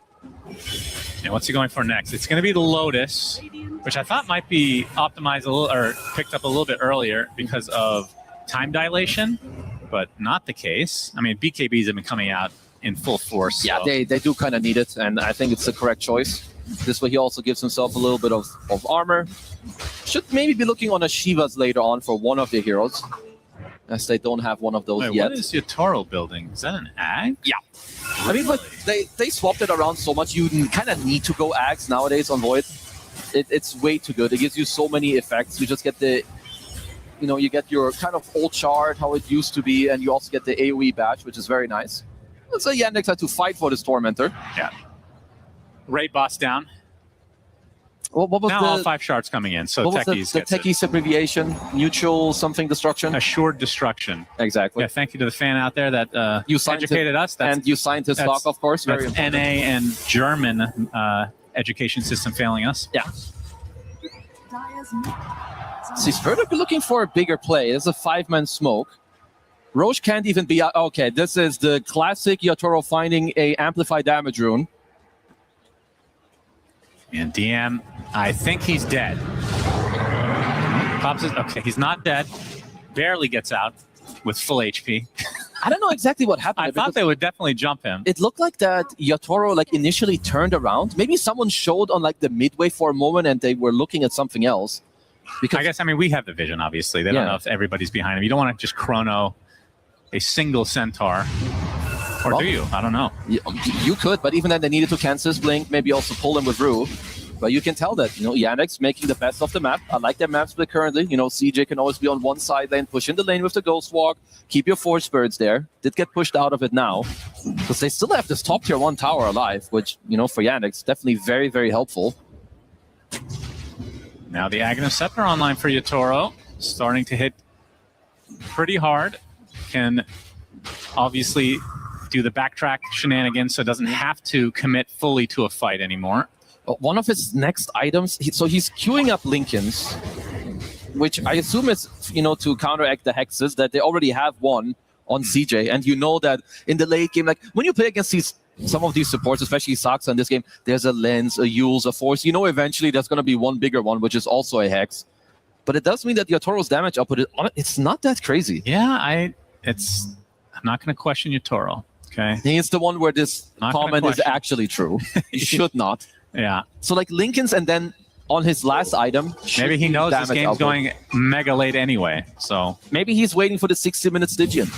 That's going to be his damage. That's right. He'll need a little bit of attack speed, though, additional on top of that, though. And I mean, what would you like to see him go for? Like a butterfly? Butterfly could work. Maybe even Daedalus, Silver Edge, Refresher. I mean, even though it was nerfed on a lot of carries, it can be a very good late game choice, of course, for the Void. Yeah. I guess one of the other things, if you're a Spirit or a Spirit fan, I do think you're kind of waiting for Collapse to start showing his face and his impact in this game. It's been rather quiet. In the series, even. Yeah, it's true. Like in the tight game, quite shut down. We were hyping him up with all the Aegis steals. It's true. Now he's letting us down. He is closing in on a Nullifier, which of course is quite good. It's going to help you try to, keep some of these heroes in lock, especially also Saxa's Yule Scepter and the Taser, most importantly. Super annoying spell to deal with. So Yatoro is clearing the wave. Actually, smoke on both sides. Not fully connected yet onto Yandex, though. As Roche up in 13 seconds. So victor of this fight will likely get Roche. And Malady gave his script to Saxa this time for the 35-minute Wisdom Shrine. Very nice. Pass it on, young man. That's hilarious. 35-minute shrine. How much does that even matter anymore? Honestly, it did not that much. I think the first one is like by far the most important one. Like the first two. Because when you get your first one stolen, sometimes you need the second one to get level 6s on your subs. Yandex have a good setup. Oh yeah, it's Hoof Stomp into the Sunstrike. That's a kill onto Collapse, and he's dead for 70. And Roche is now up. Can Spirit defend this? Do they even want to try? I mean, it's going to be difficult without a Rolling Thunder to work with. It certainly looks like they are just going to give it up. And like Yandex are just, they have a very good, I feel like they're very, not just confident, but also disciplined. Like they have very good reads on when to take one step forward to like look at what's going on, place a quick ward, boom, find the immediate play. As this is now a free Roche for them. I mean, that's one of the benefits of the virus is discipline, apparently. Yeah, it's a good virus, this one. Every 7 minutes at a shrine, and then every fight, you just go in and out. You don't need to overcommit. As there's not me gonna clear some bombas. Watson with the Aegis, and they have Roche's banner as well. Although I can't find it. Oh, there it is on Watson as well. Okay, gotta see what Yannick's gonna execute with this. And find themselves a squirrel. We'll TP out. Of course, no Basher on Malady yet. Might see that later. That's a sick-looking zombie, actually. It is. He's currently chasing the squirrel into the base. I was committed. Cameraman was not. That's all right. It would have died anyway. Oh, no. It's okay. You get the next best cool thing, which is Centaur set. Rolling Thunder, but the BKB coming out from Chira Jr. And Collapse just going to back away. Yatoro not close enough to commit to a chrono play. Of course, you are fighting into an Aegis as well, so... And you're going to have to defend this bot lane. You got a couple siege here. I want to see how Yannick's go about it. They are looking for a smoke. They have multiple big items, right? You've got the Daedalus and the Aegis available. You have a Hex also on CJ. So if you do find a correct play... They find a hoof stomp onto Rue, but Cookie safe. Smoke's still active for the majority of Yandex at the moment. Looking for any kind of an opening. So Yotaro is still looking for this Lincolns. A card also is available on DM. It's currently flying out to him, so you've got another set of save. Indeed, so of course, ready to go. Malady's buying a heart himself as well, so he's going to be, he's already a big bad zombie. He's going to be an even bigger one. Well, let's recap the scaling on Team Spirit. Okay, hold. Just a little poke. You've got level 25 and the Lincolns on your Toro. Snapfire Lakeim is also ultra strong. Like the level 25 talent, you will kill anyone, even if they're BKB'd or they have a Heart of the Rasp. It's a lot of damage. And he's got the Timeless Enchanted Bobber. If he wants to, he can keep this for later, and they have insane damage. Can keep recycling, more spell damage, more debuff duration. Okay.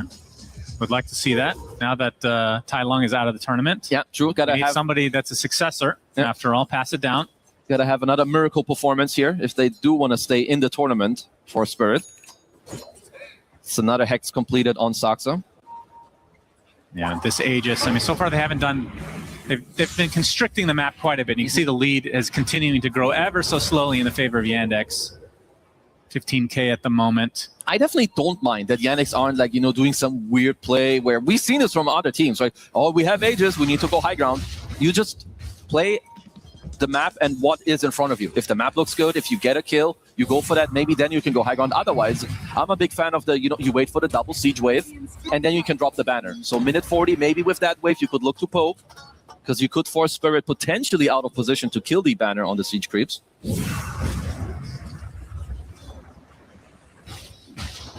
See Spirit kind of isolated, not able to go too far outside their base, which leaves a lot of the map for Yandex. They find a squirrel and they get him. And the gem, apparently. And the courier, so very much a freebie. That's also Watson.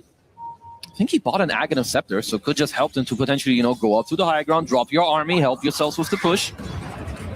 Yeah, is backpacking the treads for now.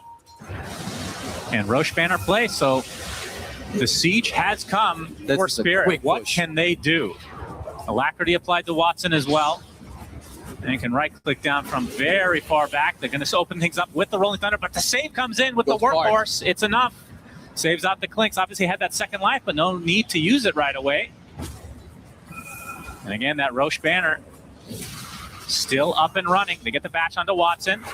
They have very deep control, though, as Watson in a bit of trouble. He gets grab allied, though, at the last moment as Laurel just blows up to the Sunstrike. 80 seconds on the deck. And now in a 5 versus 3 situation, Yandex in extremely good position. Watson about to use his Aegis. Yutaro claims it with the Time Walk Ags. This Barracks has been destroyed. Not an easy hold at all.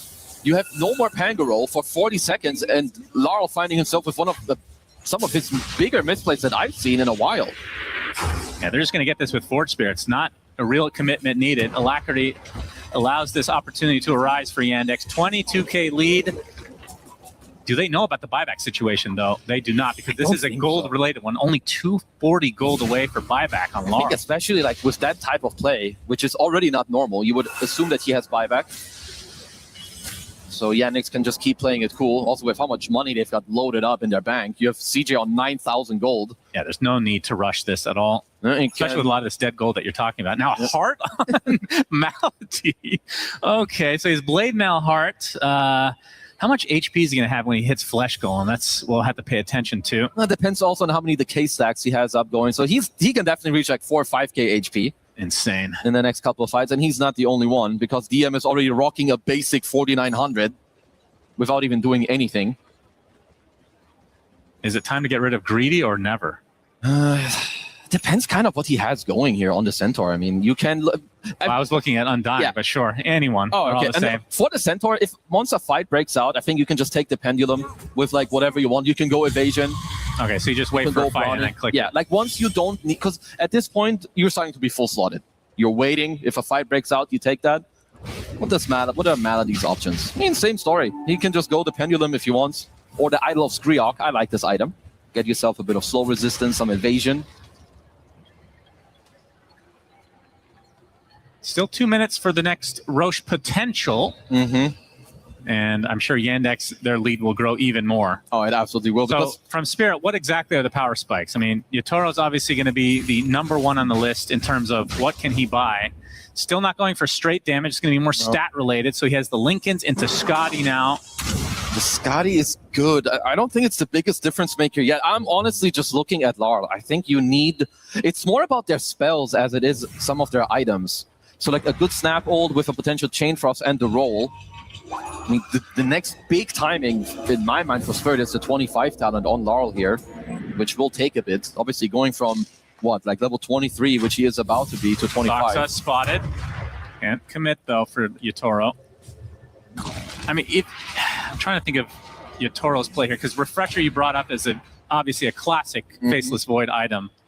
But if you don't have right-click damage, and you're using, like, a lot of your damage in the Chrono is your spells, which is ultimates. They're going to be off cooldown already after that first Chrono is over. It's true. And also, of course, it doesn't refresh BKB anymore nowadays. Yeah.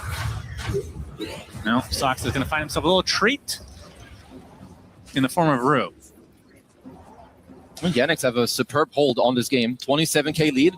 And it seems very, very difficult for Spirit to like find any type of move. When they go, it's like Yannick's, they get out with like low HP, they walk back, they just bait you in like very, very deeply into the fight. Also, CJ went for a Wind Waker as opposed to finishing up the Refresher.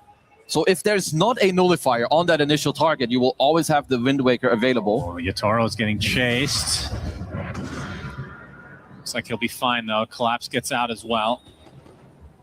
Oh, the cover of smoke. Yandex looking for an opening. Get the initial stun, but the shield crash came out, and he's a little bit too tanky for that kind of play.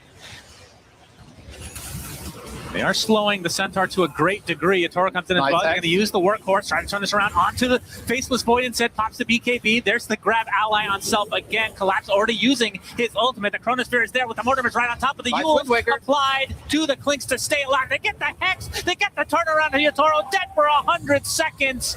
And Yandex in prime position to end this series. Laurel gets forced out, barely getting out of that damage from the Sun Strikes.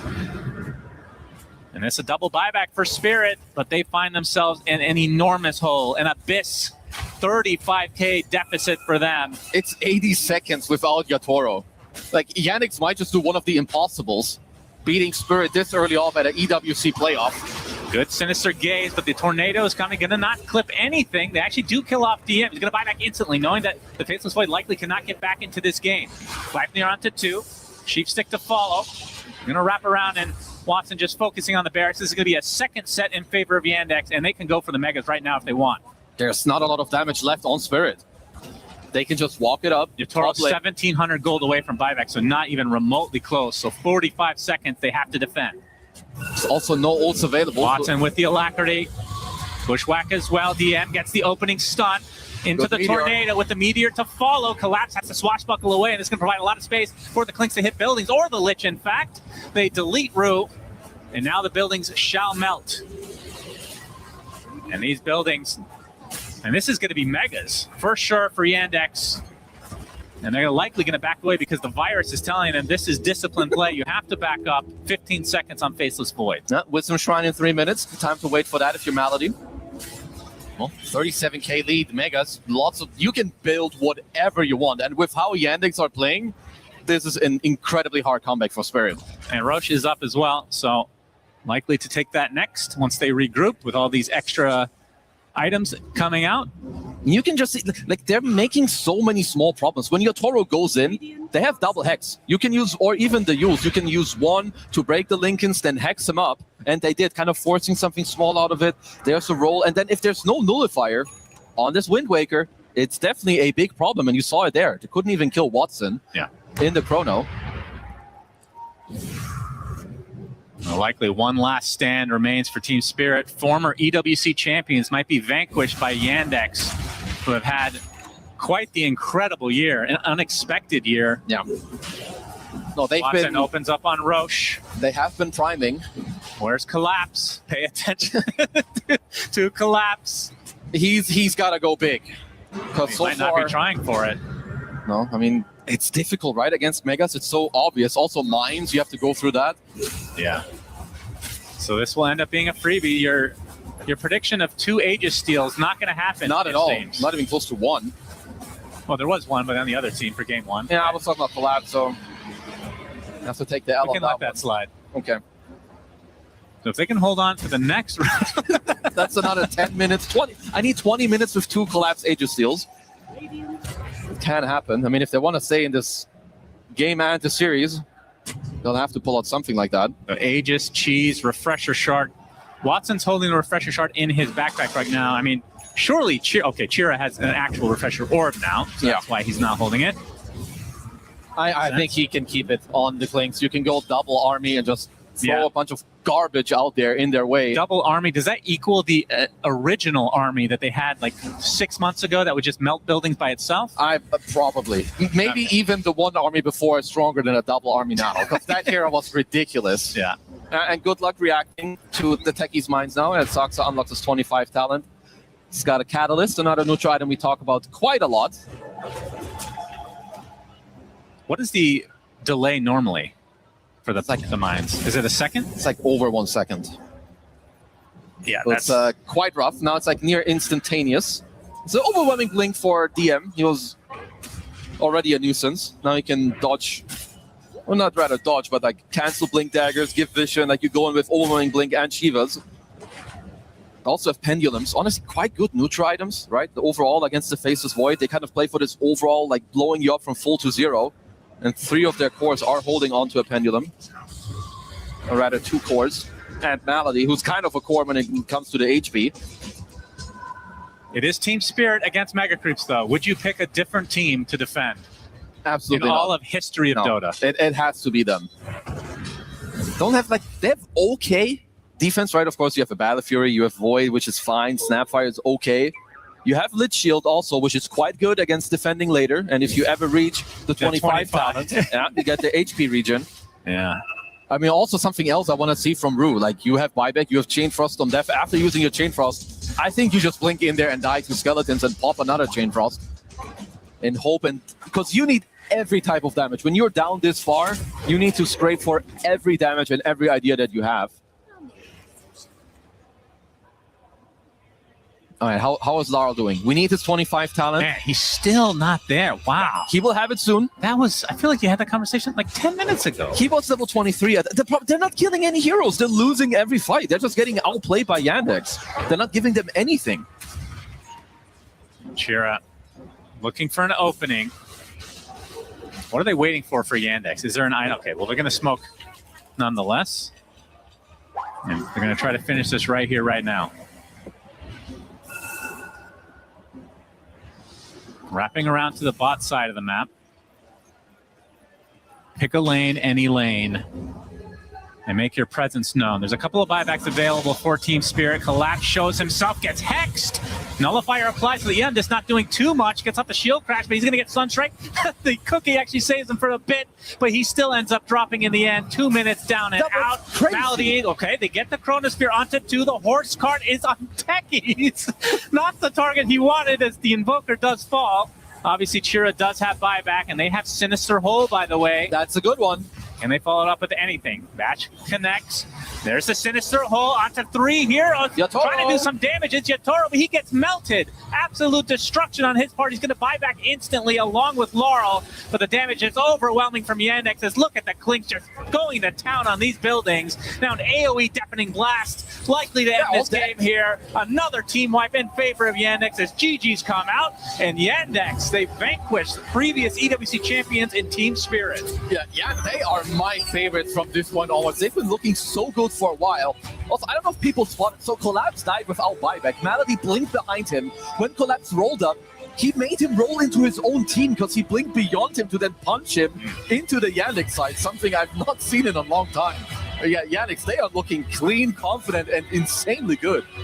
a very rare collapse performance in this series. 1-9 on the Pango. The Tidehunter, I don't remember the exact scoreline, but it left a lot to be desired. You have to give Yandex credit. They focused him down very early in that game number 1 specifically. They never really let the Pangolier get out of hand here. And I would agree with you. Yandex, in terms of in all the games that we've seen, in terms of the ceiling for these pro games, this has been the team to beat right now in this tournament. The overall execution, they bleed so little. Whether they're ahead or behind, they know exactly what they want to do. Like even this early on, when you look at some of the highlights, I think Watson is in so many moves.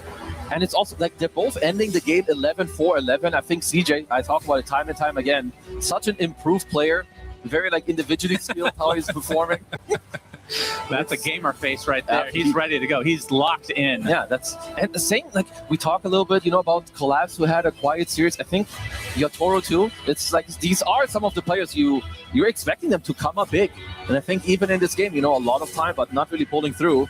And I think Yandex just clutch from position 1 to 5 with how they play the map, the timings that they're waiting for. They are absolutely scary. I would not want to face this team. No, absolutely not. They've shown all year round that they are a very tough team to beat. They were a little bit inconsistent, I would say, earlier in the season, but not here today as we go for an interview on stage. Thank you so much, guys. Absolutely. Ladies and gentlemen, may I present the Slayers of the Dragon, the beaters of the title defenders. Give it up for Malady, everybody. How we doing?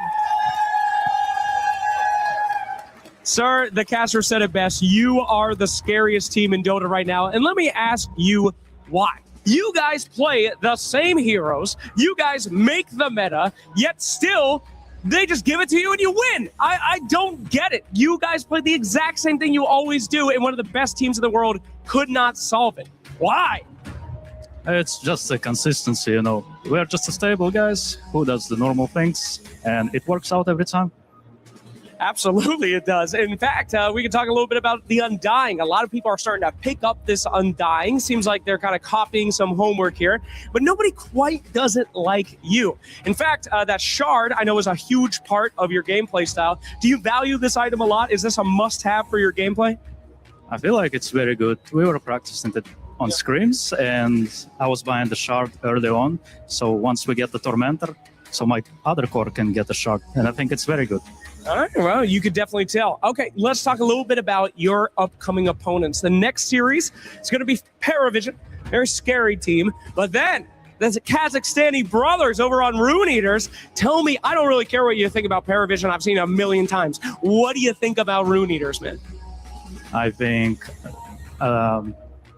they so far beat the Aurora Gaming, and I think they have a pretty decent chance to win the Paravision. I was texting with Malik, and he said, if we beat the Paravision, we're going to beat you as well.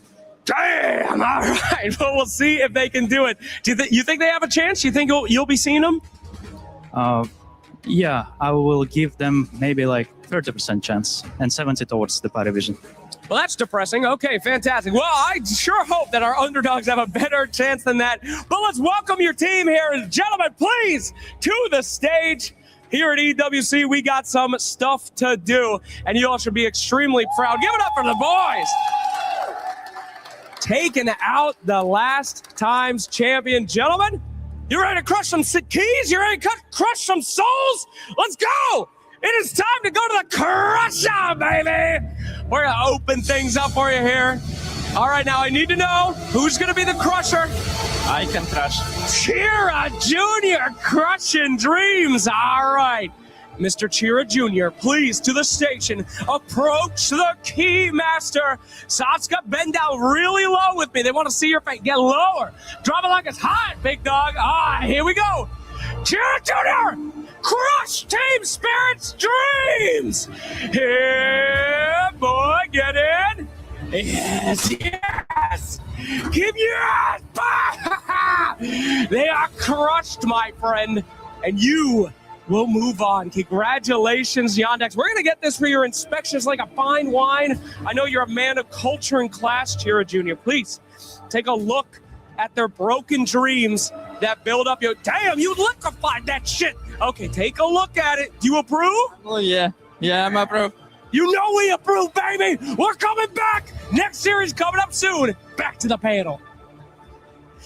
it must be extra nice to crush a key that is extra special because Team Spirit was the defending champion. A new champion will be crowned this time around as we have Yandex making it through a 2-0, and we thought Team Spirit had a better shot this time around, and to be fair, it looked a little better than game one, but we did see Yandex not dropping the ball almost at all, Seb. It was an impressive performance. I think, we said in game one, maybe they outspirited Spirit a bit. I think they definitely did. I mean, you're able to beat Yatoro. It's like Yatoro Void, and you're able to take it to the late game. He's getting 6 slotted and you're still like, I don't know. I'm very impressed because honestly, before this series, I thought they can do it, but I didn't think they would do it this way. I thought they would maybe out-tempo Spirit. They would maybe, outdraft them because I think they have a really good grasp of the meta. We heard Malady with Undying and the Shard and whatnot. Like they are on top of the game right now. But I don't think it really came down to that even. I think they were sequences where it's just better all around, like in every single aspect of the game. So I'm a big fan of that team. Yeah, for me, Dota's all about limits. It's all about knowing how far you can press it, knowing when to back off. And I feel like for Yandex, their decision making in every facet of the game, whether that's macro, farming, team fighting, disengaging, re-engaging, like every aspect, I'm just like, wow, I would not have known to do that. Like, it's just impressive thinking I'm watching from spectator. I've got all the information. I can see all 10 heroes. I'm not thinking about pressing my buttons, and they're so crisp, so clean. They're on the same page. The communication must be off the charts. I mean, Malady just said it like, we're just doing good things, and I couldn't summarize it better myself just watching it. Yeah, they're just doing good things all the way around. There was a little bit more hope for Team Spirit in this game because we did see their team fight coming into play. But at the end of the day, I mean, even the numbers don't lie. It's just a little rocky, and it is so unusual to see Collapse with that scoreline as well.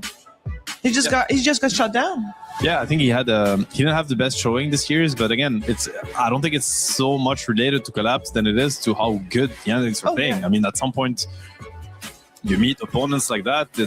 You're trying to win the game, you're gonna die eventually. You're trying to win the fights. Like there were many moments that were pretty good, but Yandex is just too good at the game. I think everything of how they itemize, as BSJ mentioned, like how they take fights, how they disengage, they just seem to they're so clear basically in what they need to do to win the game, when to back off, when to push the tempo.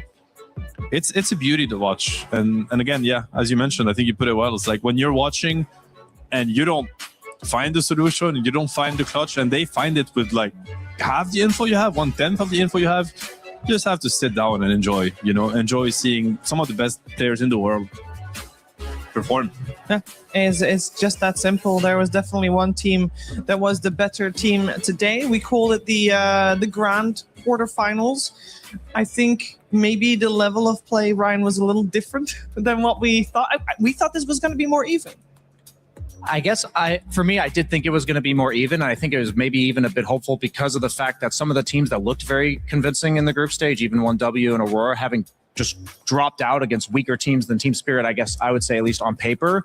You never know what you're going to get in these single eliminations. Yandex could have, in an alternate universe, easily just shown up and maybe been off their A game for one series. But instead, if they're performing like this on this stage, under this pressure, talking about the mentality side of the game, yeah, I guess just this confirms everything we already thought about Yandex, that if there were any doubts left, they're definitely extinguished. Yeah, and the fact that they've only dropped one game so far, I mean, it puts OG back on the map there as well. Makes you wonder what OG did well that was able to make it to take a game off of Yandex. Because that makes us the second best team of the tournament, I guess. Hey, that's how that works, yes. No, it's all good.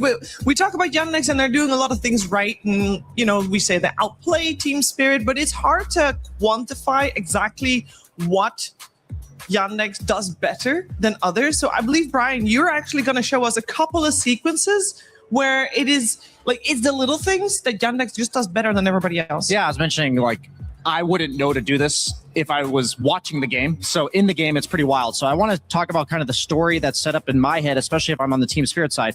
You see a position 5 Undying effectively using an ulti and a tombstone to defend his tower. Like, he's going to walk in on Maladich, he's going to pop the tombstone. And there's a lot of things that Malady does where I'm kind of just like, what is he thinking here? He's walking into effectively 4 heroes. He may not know they're there, but he just dies. And there's no meaningful cooldown used by Team Spirit. That's really important to note. And they're going to ping the tombstone. They're going to commit to it. And the second they commit, look at this Techie's TP. Like, there are so many times this tournament that we've seen teams lose a hero for free and then just chain feed off of that. How do they know the difference between doing that and what they're about to do? They have a hero given away for free. Yes, he's respawned because of his passive on Undying, but then they set up this excellent burst on Collapse, who's just clearing a creep wave, thinking nonetheless, and then they take out Rue on the Hoodwink, or sorry, not me on the Hoodwink, and they end up winning that 2-0. Then the next fight, this is the engage into disengage that I was referencing. They're going to go on Collapse, burst him again, then they're going to use the Centaur Stampede to disengage, and we're going to see Chira Jr. walk back, get gone on by Void, and this is the moment where you have to like think, if I break this down, it's hard to understand. So Chira Jr.'s back here getting gone on by Collapse. You see the rest of Team Spirit on the side over here, and they need to connect to their Void who wants the Chrono, and then you're going to see Watson, instead of retreating the same direction as Chira Jr., he's going to cut off the connecting path of the rest of Team Spirit, who they're like, Yatoro's like, come on, I've got Invoker. Instead, Watson ambushes, gets the Chrono on him. Sox is perfectly positioned to use the Taser instantly, nullifying the Chrono. It just feels like every single player is in the heads of Team Spirit, knowing what they're going to do before they do it. And I don't even know how you beat that. I was blown away by these micro plays. Oh, it's I think it's very nice to see it like that broken down. These are players in the zone to me. You know, these are players that are not affected by emotions. It's like your Invoker is probably communicating. Jump is, I'm getting jump, I'm chronoed, and it could just phase. Like, you could just phase, you could just get, blurred in your head. Oh, my Invoker's getting chronoed, I want to help my Invoker. So you're going to back out. But when you're in the zone, it's like you're actually dismissing that information. You're like, he's getting chrono. What does that mean? They need to follow up with spells. I'm going to shut them down. Therefore, it's like just hyper focus, playing the games, looking at what's in front of you, just vibing, basically, being completely connected with the game. I think, and that's what it comes down to, because honestly, like, a lot of teams would have lost that fight. Like, Centaur's dying on their tier 2, Invoker's chrono, disaster. But just clutch, like pushing the game to its limits, really impacting it as much as you can. It's impressive sequences. Super impressive, and it makes it difficult to choose an MVP of the series. We did so anyway, and I think, it goes to your favorite man of the match, Seb. It goes to Chira Jr. this one. My boy, this guy is, I'm the biggest fan, because to me, Dota is about how well you kick your buttons. Of course, it's part of it. You love your miracles and whatnot, and he's on par with them. But it's also about how smart you are. Like, this game is just so complex. Everything you have to do, like item choices, positioning in team fight, especially from the mid lane nowadays. I feel like mid laners dictate so much of how the game is being played, where to go, how to use their time. Whether it's farming, attacking, which lane to attack, which camps to farm, which rune to check. This guy does everything perfect. It's a beauty to watch. On top of it, he's just amazing at every hero he plays, and he plays a whole bunch of heroes. My personal favorite of the whole season, honestly. Like, to me, yeah, he's on par with the greatest mid laners. Like, I'm not even saying right now, I'm saying like of all time. Like, I watch him play and I'm like, yeah, this is just how to play mid lane, essentially, in Dota. And he's only 21, so he's got a great career ahead of him too. That's unfair. I'm actually upset. What do you mean he's only 21? How is it even possible? That's what happens. He's going to be doing this for 10 years or something, 15 years? Just change games if you're looking to, break through in Dota. Maybe just try something else. Like, this guy has it covered for the next 10 years. The places, the spot is taken. I'm more impressed, like, where do you get this mindset at age 21? I believe you can click buttons. I believe you can understand your limits and perform. But even DM talked about why this team's so successful and said that we just speak to each other professionally, the way we resolve, disputes of views of the game and how they align on mutual understanding moving forward. Like, that's what blows my mind, especially from the mid lane. It's usually a very ego-driven role. I'm better than the other guy. And you know what is crazy about it is that it's not even like he was mentored by a more experienced coach or captain. Yeah. He's done this by himself because he broke through pretty much the season. Yep. This is just him playing pubs, watching replays, playing tier 2, tier 3 tournaments, and coming up with that knowledge and that deep understanding on what it takes to win Dota games at the highest level.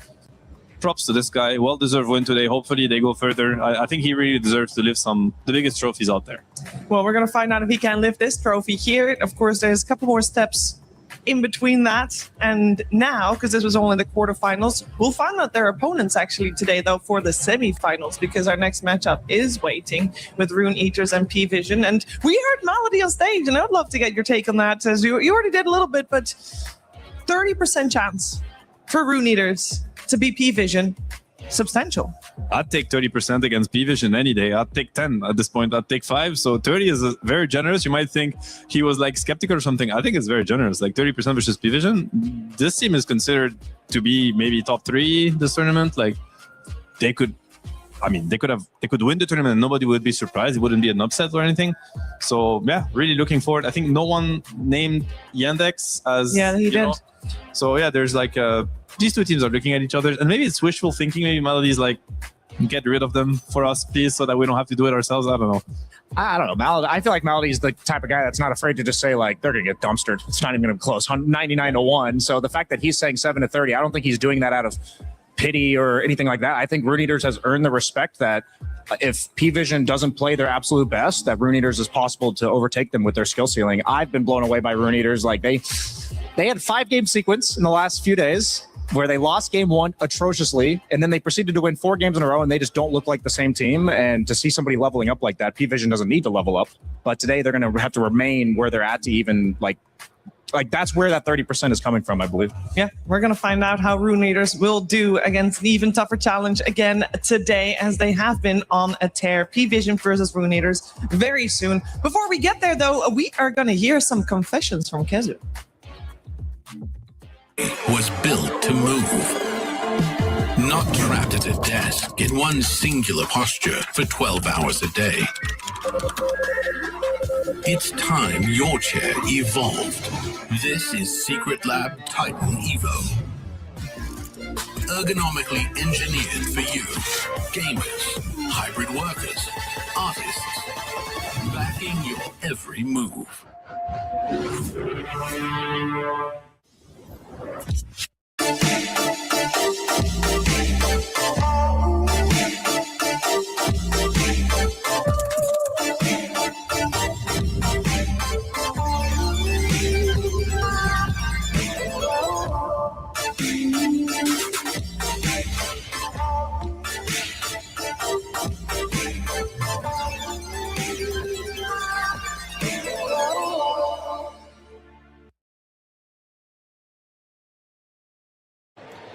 This is Kezu's Confessions, or Confessions of Kezu. What do you think sounds better? Kezu's Confessions. Kezu's Confessions, yeah. I think sounds more real. Well, we'll find out how real this is. Tell us your experience with the team Escape Gaming and their legendary captain. Yeah, this is so this goes back. Cinderin used to be the captain of the team. He's a legendary Dota figure. He's the guy that usually casts with Suns fan. Oh, okay. So I'm replacing one of the sub. goats. Yeah, so like first of all, we're very good friends. Shout out to him. And secondary, this was the best and funniest team I ever played for. Lots of big names. There was Yapsor, who's an absolute clown. He's retired at this point. Actually, most of the people on the team are retired. Era is retired. I don't know what the hell he's doing. Koikwa is a streamer. Then there's Cinderin. Well, he's casting. Then there's me. I'm casting. But this team was phenomenal. The first TI we ever played, we got there, went through the wild cards, but then we placed last at TI, kind of disbanded, but still one of the funniest teams I've played for in my life. So they've all retired. Is that partially your fault, or is it somebody else's? So I think I survived the longest with Yapsor, so I won't take... Cinderin will take the blame. Okay. He's the old guy. He's like 45. You know, he'll die soon of old age. Yeah. Yeah. What is your favorite memory from participating in a computer game tournament on a basketball court? Well, the best part about this one is that I actually won that one. Oh, okay. The problem is this is Haunt Tour, so this game, it was dead. Now it's back. It sounds like a real, like, pure LAN, back in the day. Yeah, so the problem is that this ended up on Reddit fails or like live stream fails because the LAN was so bad. Imagine us sitting here, but you can't see us. It's like, it's dark as fuck. Probably they didn't hire like a real announcer to like call out the teams like Lions Esports Club, you know, like with a real voice. It's just a dude that worked for the company. They were like, you're the guy, you're going to... That's what I feel like at this event. Well, I mean, we didn't really know. It was one of our first events. We were like, this is cool. You know, we're like in a top level suite of some like hotel, but it's just a basketball court. It's dark. Nothing works. It was a shit show. What year was this? This is like 2012. Yeah, so it's a long time ago. That was about when I started in esports, and that sounds about right. Yeah, and this was in So shout out to Hon Tour Las Vegas. That was the time of my life, baby. Sounds like the good old days to me. What do you think you made such a different? Trying to spit my words out here. Let's try again. What do you think made you such an effective coach for OG? Dude, fuck these questions. Whoever the fuck you. Okay. So first of all, we sucked real bad. We were bad. So yeah, there was a lot of shit going on in that team. The good thing is, well, sadly this isn't recorded, but we did qualify to one event. Okay. And most of the people said that if it wasn't for me, we wouldn't have done that. The problem is that we still sucked all year round, so I can't take any good credit. It sucked. It sucked. Yeah. I mean, it happens. It happens. It happens. Why did you miss an entire year of school? So, I mean, this is a long story. I'll try to short it down a little bit. So let's see. First of all, I hated school. I skipped school quite a lot. Hated it. I would call myself in sick, pretending to be my dad or my brother. Classic. So I do that. Then my mom would drop me off at school. I'd make sure to wear a hoodie, put up my hoodie, go into school, go straight out the next door, walk back home, and play Han. So I guess the reason I miss school most of the time is that I hated it and I just wanted to play computer games. I mean, it worked out, I suppose. I would say so. Same for me. I really was skiving, they call it. I hated it. Or even when I had to go hold a presentation, no man, I can't do it. Who was your Dota idol? Ooh. So I got a few. I have always really loved Zai. This guy was really good. He should have won a TI before retiring. He always got top 2, top 3. This guy was insane. I think also Universe. So these are a lot of older names. Yeah. And also Ice. All of these players are incredibly good. They're probably better off having quit the game as most of us are, because playing Dota 2 it's a shit show. It's stressful. Everyone just hates on you permanently. It only matters what you do today. If you're good today, man, good job. But if you suck tomorrow, kill yourself. That's what you're going to read everywhere. And it's what's wrong with you guys? Stop this shit. But anyway, they're my idols. Okay. Last but not least, I've been told to ask you to give your best impression of something. My best impression? Best impression. Apparently you do a really good specific character. This is about Donald Duck or something? It is about Donald Duck. Okay, I mean, I don't know why, but when I was in school, I was trying to do duck voices, so it's only the sound. I cannot speak or something. But I feel like you got to give us it. That is actually quite good. But that's it. That I can't speak or something. It's just a sound. Just a soundboard. Play it up. Record it for what you want. There you go. That was Kazu's confessions. Thank you very much, mate. Thanks. Yeah. I hope that was good. Down here at the STC Arena, once again with Ginny, the League of Legends, continuing through. But we're getting to the nitty-gritty. Teams are getting knocked out. Who's advanced through so far, though, Ginny? Club Championship points very much on the line. Absolutely. We have the top 8, of course. So far, only 4 have been qualified. We get AGL, HLE, BLG, as well as Genji, who are the defending titles here as well. And HLE also a heavy hitter, considering that they've just won MSI. There's only 4 slots left, and we've got some pretty notable teams competing out there for those club championship points. Yeah, one of those teams, because behind me on the stage right now, elimination match. I know. It's SKT. I'm watching Faker, who could be going out right now. Yeah, T1 could be going out today. I don't think that's going to happen, but there is a possibility. Okay, anything's possible. Alongside them, when it comes to the teams that are trying to get that last remaining slots. What? Okay. There you go. They're Not getting all right. knocked out. Yeah. KC is going up against Sentinels over on the B stream, which is also a huge match. People are excited about that as well. G2 also fighting for their lives to get to qualify. It would be the next game onto the stage. If they qualify, they'll get some of those heavy hitting points as well. So it's really these 4 organizations that I'm keeping my eyes out on, and when it comes to who is going further for the CCs. Excellent. Those CC points are very much up for grabs. So we'll be keeping you updated with everything here on the STC Arena throughout the next few days.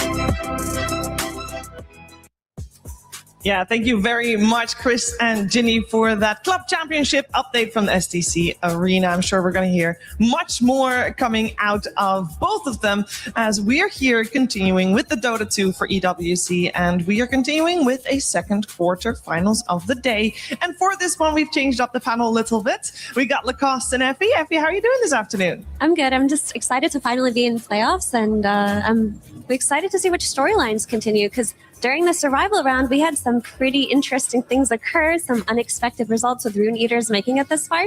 Can they keep going? Yeah, everybody loves a good underdog story. Lacoste, can they continue? We heard Malady give it 30% on the stage. This team is powering up as well as tournament goes on. I feel like, they are getting the momentum. They are getting quite a lot of confidence, especially after eliminating Virtus Pro, eliminating one of the top contenders as well, potentially to win the whole thing, removing them from the pool as well. So gotta be very interesting. P-Vision, not gonna be an easy task by any means, but anything can happen. This is like Dota, this is survival, just this BO3 that you play, no lower bracket. So you got to put it all on the line. Let's focus on this matchup because a best of 3 is scary and P-Vision is coming in still, Effie, as the clear favorites. There's no way about it. Yeah, I think even Rune Eaters are going into this knowing that P-Vision are a tough nut to crack. I think we talked to Malik the other day and he mentioned that, it's going to be hard. It's going to be a challenge. And P-Vision are just kind of raid boss right now. It feels like their drafting is good. Their play is good. They have this nice flow with their new coach and Puppy where it just seems like he's giving them the direction that they need and they're responding with the play that he needs. And it's kind of a beautiful harmony building there. Yeah, I also think that Notice is kind of the shining star of this team as well after also recently joining to the squad. Like you maybe needed something fresh, something extra as well. He's pretty much topping all of these KDA charts. Like the dude at one point, like after the group stage, he was sitting at the only like 0.6 death on average per game, which is insane to think about. Like in Dota, it almost never happens. Yeah, he had a very stable group stage. And to be honest, all of P-Vision had a very stable group stage. And, they were in Group C, which was not the group of death and not even the second group of death, if you will. And it makes us wonder where P-Vision's power level really is because we are expecting them to do well. We'll see how they do here on stage today. And we'll also listen to Notice as he talks about how he feels about the playoffs. In this team, I feel really good because, a lot of good players in this team, and I know these guys, and I'm really happy to join in the end of this season. This is not my first tournament and first season in Pro-Scene. We want to play better every day, and for win this tournament, we need to play better because we know our mistakes and we need to fix it. This is Satanic, gonna get help with the nice back wall from Notice on the 3 here. Every day we learn something new. We play screams, we play official games, we play pubs, and we watch games. And sometimes, we have something new because everything in Dota changed. You try hard for this, you win this, and that's really big tournament. I know, I will be just happy. We can beat every team can beat us, and everything decided in your gameplay, individual gameplay decisions, and hard moments. Prepare to every team like our last chance.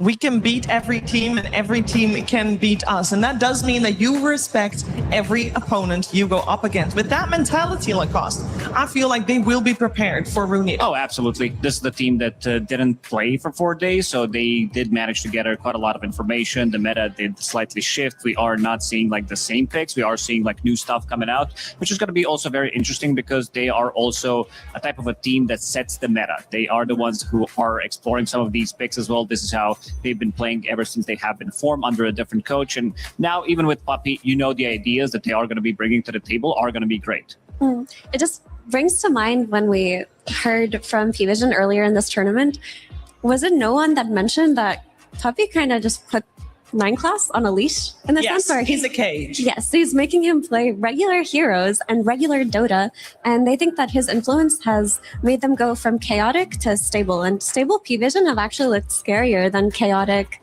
We're gonna play Nyx and run mid at level 2 P-Vision. Yeah, and that means P-Vision has been kind of over the last 6 months been getting a bit of a new identity, but now instead of what scary thing is 9 class gonna do, it's like, cool, calm, and collected P-Vision that will just be good all across the board. Yeah, pretty much. It's not like too crazy of ideas. It's more about stability. If you look at his hero pool that he has been playing, it's going to be more like Dark Willows, Keeper of the Light, IOs. Not too many crazy things out there, but also they managed to stabilize. I think P-Vision, like this is something they talked about with the previous squad as well. The core of the team still feels the same, but also about that like one mistake that they made between 15 and 20 minutes, quite a lot of time. This time around, we're really not feeling it. They are not. We're going to find out how P-Vision is going to do against their opponents. Rune Eaters has been a squad that has surprised everyone. They surprised people by being here to begin with, making it out of the groups. Woof, that's a surprise. Every single stage, they were able to move forward. They started in survival round 1. They made it through Aurora, the mini boss, in survival round 2. So they've already achieved so much. Can they take down the giants in P-Vision? Let's find out how Copy feels before the game. Hello, I'm here with Copy of Rune Eaters. Yesterday, you guys did something very special. You guys knocked out Aurora 2-0. How did that feel? I mean, obviously it feels great, but how to say it, we're not coming in here with the expectation of losing. So for us, it wasn't that special. Come on, I had to feel amazing. Like what it was a 2-0. It wasn't even like a 2-1. You're of course, it feels great, but you cannot lose your emotions just yet. There's still more games to be played. That's true. You have not won. I've been hearing from other talent who've been watching your games all through the group stage. When they've been watching your games, they feel like you guys get better every single game. Is that what it's been feeling like for you guys? Yeah, I think so. I mean, maybe not every single game, but I feel like we do learn a lot from every game. I think our macro has been improving a lot. Like right now, it feels like our strength, even against Aurora yesterday, like we were kind of losing the lanes every game, but we came back. So it feels like we have a good understanding of the mid game right now. That's really cool. I feel like I would describe you and your teammates as some of the players that got left behind from some of the roster swaps. But you guys improving so much and playing well at the tournament, it must feel extra special. It's like you're showing people that you're better than they maybe thought you were. Is it?